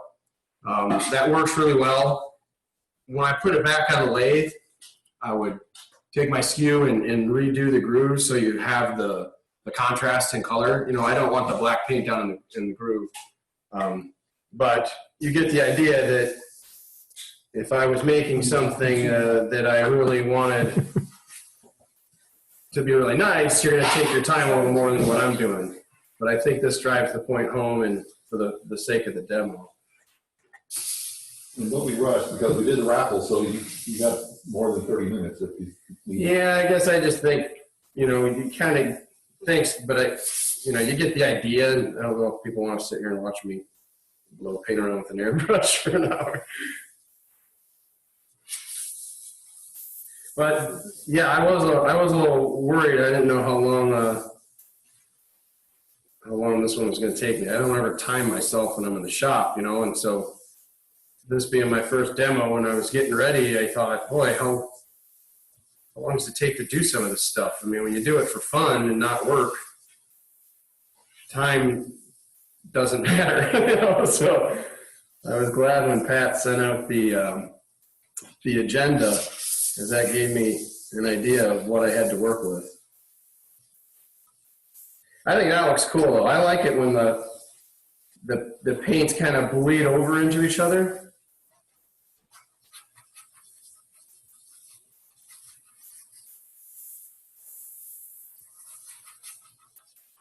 And I think, I wanted to use different colors on this one, so you kind of got to see all the different colors, but this is where I think the gold would look cool if you had little places of gold. You got time for 4 minutes. Am I?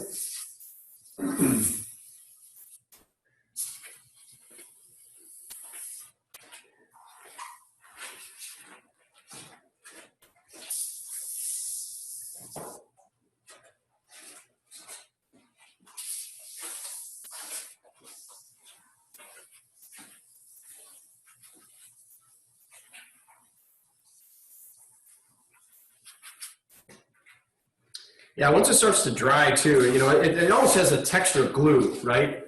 And when it starts to dry, and then if you keep messing with it, it doesn't look good. I don't know how good that shows up on the camera, but there's some spots here where the paint started to dry, and then I went and moved it, and so it just doesn't have that nice smooth look.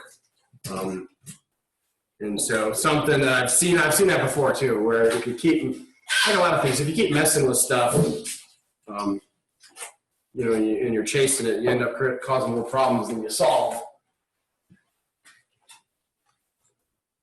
But let's go ahead, since we do have time, let's mix up some of the gold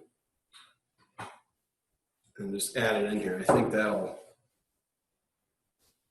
and then I'm looking at this and I don't know, that's another thing, it's hard to tell if it is too thick or not. I think that takes more experience working with this stuff, because the first stuff I put down looks pretty good. You can see the colors coming out as it dries.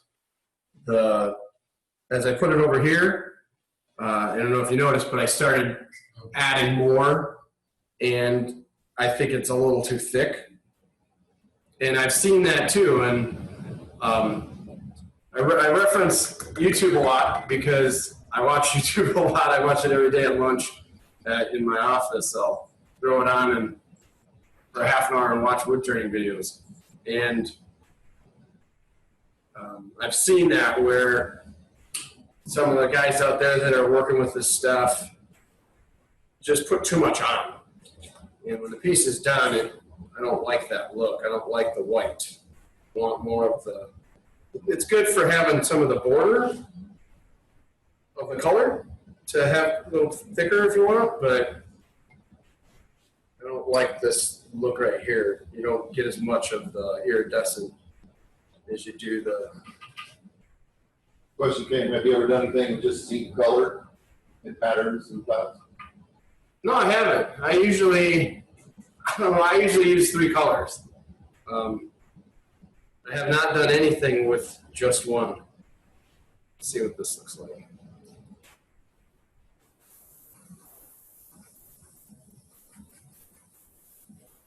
But I could see why you would. I mean, me personally, my favorite color is blue. I like working with the color blue. And I like the way that the blue, this iridescent blue shows up. And so I could totally see doing that. Just making a whole bowl or platter that's blue. Yeah, I like that gold. And you get the idea too. The airbrush, if you wanted to make like a pattern going across, you know, you can really do that with the airbrush. It does, the more you play with it and the more comfortable you get with it, you can really make some cool shapes and cool patterns. The shapes probably isn't the right word, but let me see if I. So you never tried thin in the paint before you put it on? Oh, this is thin. Like you squirt it straight out too? No. Oh, you can too? Yeah, this is the flow medium. So yeah, you have to thin it. If you squirt it right out of the tube, it's too viscous. Oh, I missed that.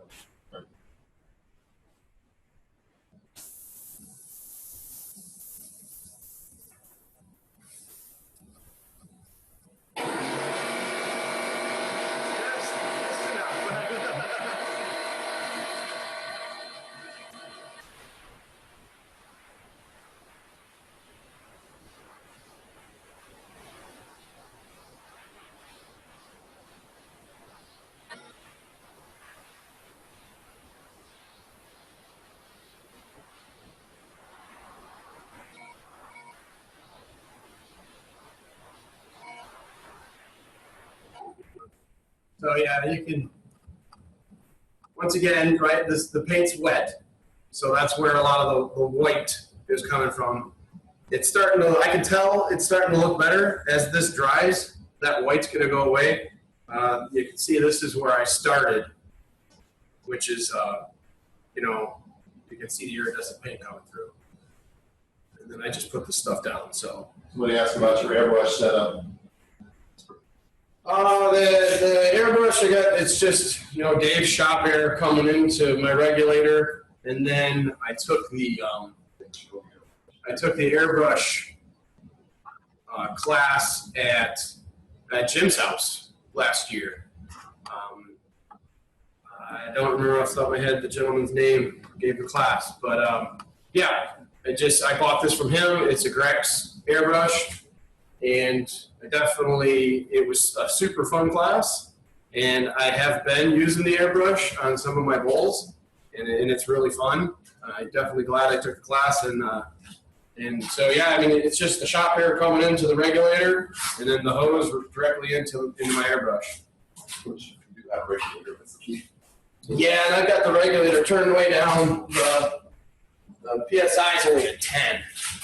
Because yeah, if you turn it up, you know, when you go to apply the air, you're just going to blow the paint everywhere. So this is down super low. I don't know if, one of the things that I've been wondering is, I'm sure you could thin this stuff down and put it in the airbrush. And I think that would be fun because as you can see, the thinner it goes, the more the color shows. So it would definitely, it's something I'm going to try. Now, there was one comment on here about thinning stuff down to 10 to 1. Really thin. Yeah, and you certainly could. I mean, there's a lot of, there's a lot of flow medium here. Yeah. So you could absolutely thin it down. And I think that's what for years, Woodturner, I predominantly just make bowls and platters and pepper grinders and handles. I don't do segmented and a lot of stuff like that. I just like to be at the lathe and making chips and having fun. And I never thought I would ever paint anything. Thought that I just like the natural color of the wood, and I think most people do. But when you have a piece of maple like this, and it is fun. I was surprised at how much fun it was to play around with this stuff, play around with the airbrush, and when we did the class, we were doing sunsets. And I was surprised how easy it was to make a really cool looking sunset. And when you turn a bowl similar to the shape that I did on the other ones, and you make it like a sunset, colors going out, it looks really nice. I mean, I get a lot of people that want to buy those, and they're super easy to make. And maple, I don't like buying wood, but maple's cheap. You can buy it and take a boring piece of wood and make it into something cool. But this is drying enough. I think we can go ahead and throw it on the lathe, and I'll see about touching these borders up a little bit. I mean, I got paint on the outside here, which I didn't really want to do. I guess knowing that I had more time, I probably could have been more careful. But if I was making this at home, the outside of that border, I don't want to get any paint on that. And that's why you put the groove in there, so you can control that the paint doesn't go out there. So I did get some paint in there. I did get some paint on the inside, which I wouldn't normally do when I'm taking my time. But that's why you put the groove in there to contain the paint, and throw it on the lathe and finish it up.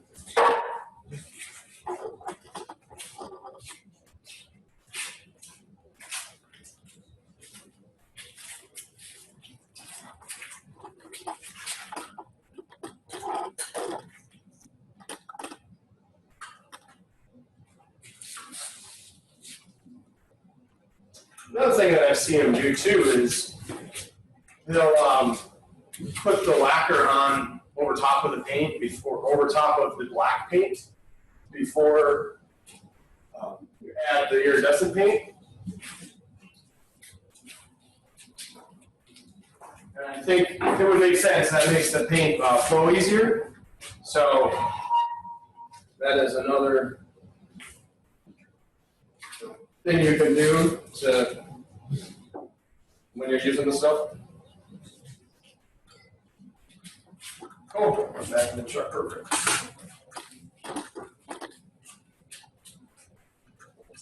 All right.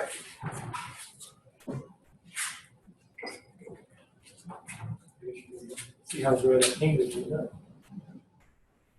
Yeah, you can see this is the last one that I put on. You can see how much whiter it is. Yeah, I don't think it's enough.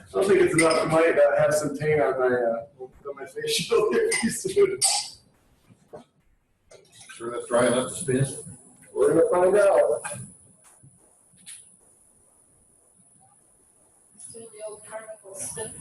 Yeah. That might be another cool thing you can do with this paint. We're about to look at it now. I don't think it was thick enough to. Oh, look, yeah, you're right. Yeah, look at that. Yeah, wow, that really did. Cool. I guess we found out here.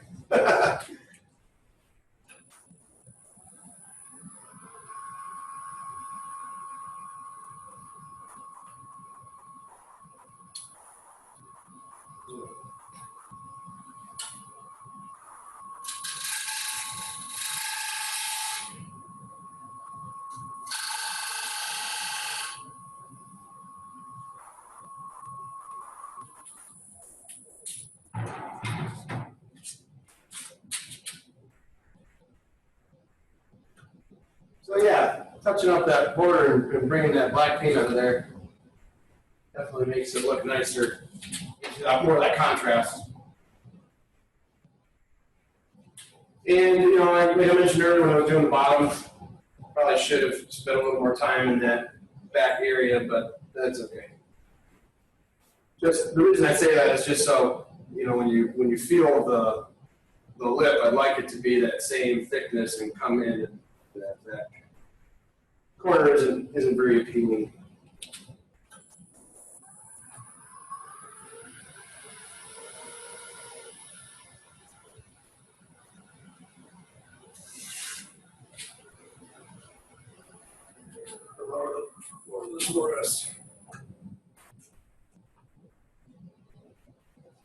Okay, let's hollow it out.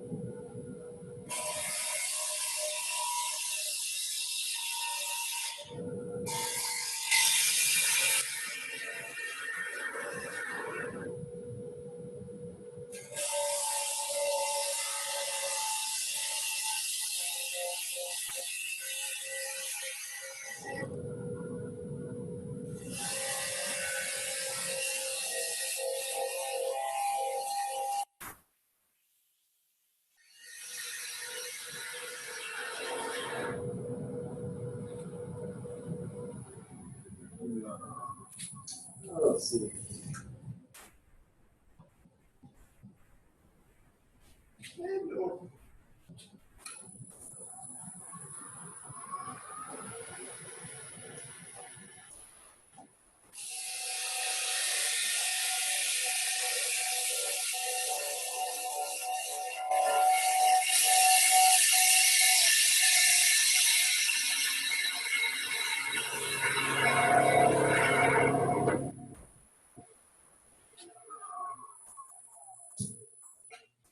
Try to get that inside border to be able the same thickness as there.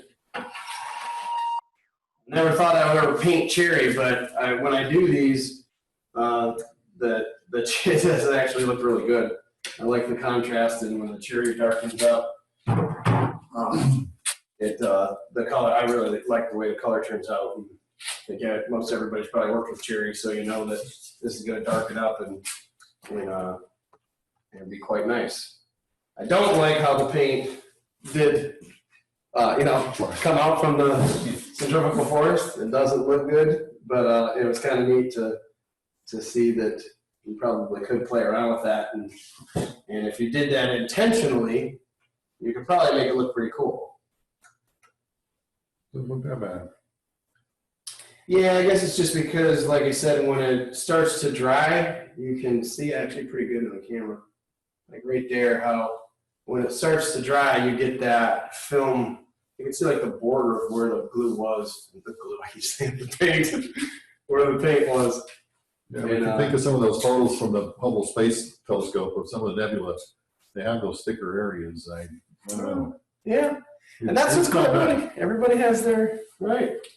But yeah, that's pretty much it. That's working with Josanja iridescent paint and a couple different ways to apply it, and yeah, that shows up pretty good. Are there any questions?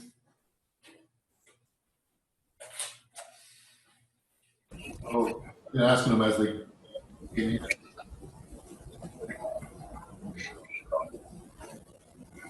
Have you ever used the metallic paints? No, I don't really use paint. And like I said, I did the airbrushing, and then this iridescent paint is the only time that I have used paints. Oh, maybe my question wasn't right. Is I see that Sanjay also sells the metallic colors. Oh, cool. No, I haven't used them, but I probably would check it out because it is fun using these. I do enjoy it, and so yeah, if they have a metallic one, I didn't even know that. Never mind. I guess it's poke and try. Just giving stuff to go and buy, Jim. Yeah, well, I got to make somebody rich with the money I got from the government.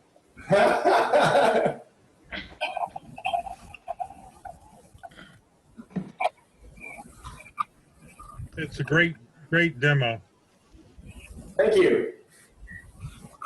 This is my first demo, I survived it. I didn't screw anything up, but at least too badly.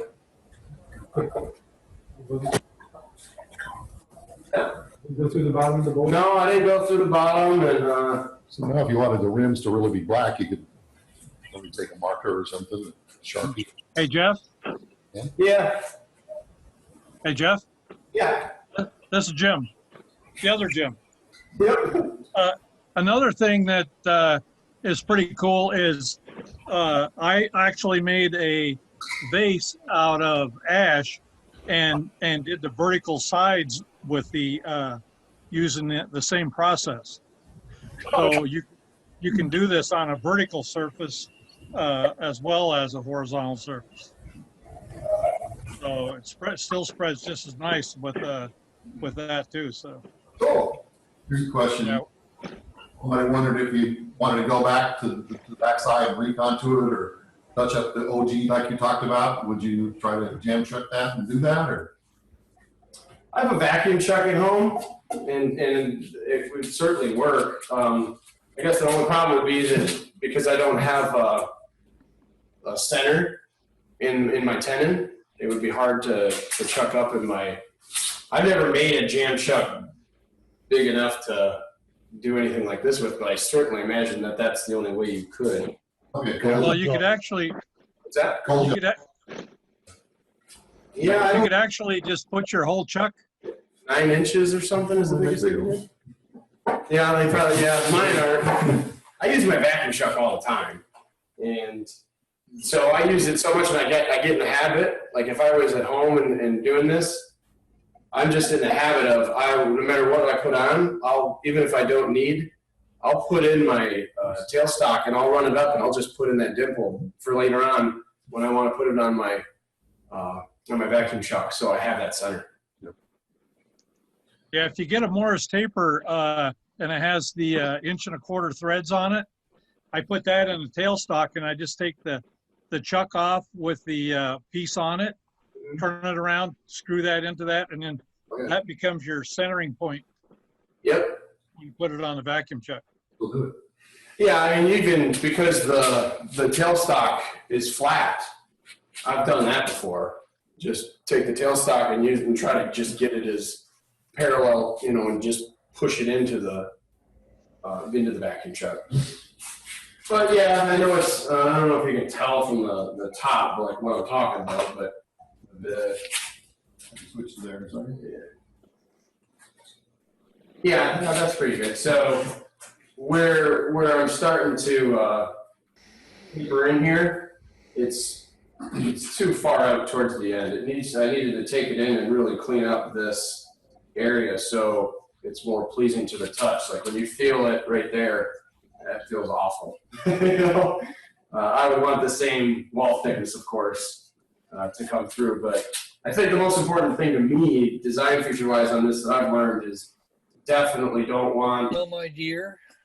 I want the top of the bowl flat. I'm going out. Angle that in ever so slightly, and that just makes it just makes a world of difference. Forward to visiting with you often in the future. Okay, well, lots of people are chatting in saying thanks for the great demonstration. I concur with that. So, Pat, you have anything else, or are we done here? No, I think we can unmute one more time. If anyone has any other questions, I'm going to say, great job, everybody. We can give a round of applause to Jeff there. Great job, Jeff. Thank you. Good job. Good boy, Jeff. Absolutely. Good job, Jeff. Very good. Thank you. Have a good day, everybody. I think we are done, and the gift certificates from Cook Woods will be mailed out. No more drawings? Good. Have As a I great know, trip. We did 2 attendee raffles and 2 instant galleries. So we did our 4 raffles. Yeah, but I didn't win anything. You just can't do it every time. That's all there is. I went ahead one for you, Jim. Hey, you guys, have a good day. Yeah, thanks for everybody getting this set up and letting us all participate. Good job.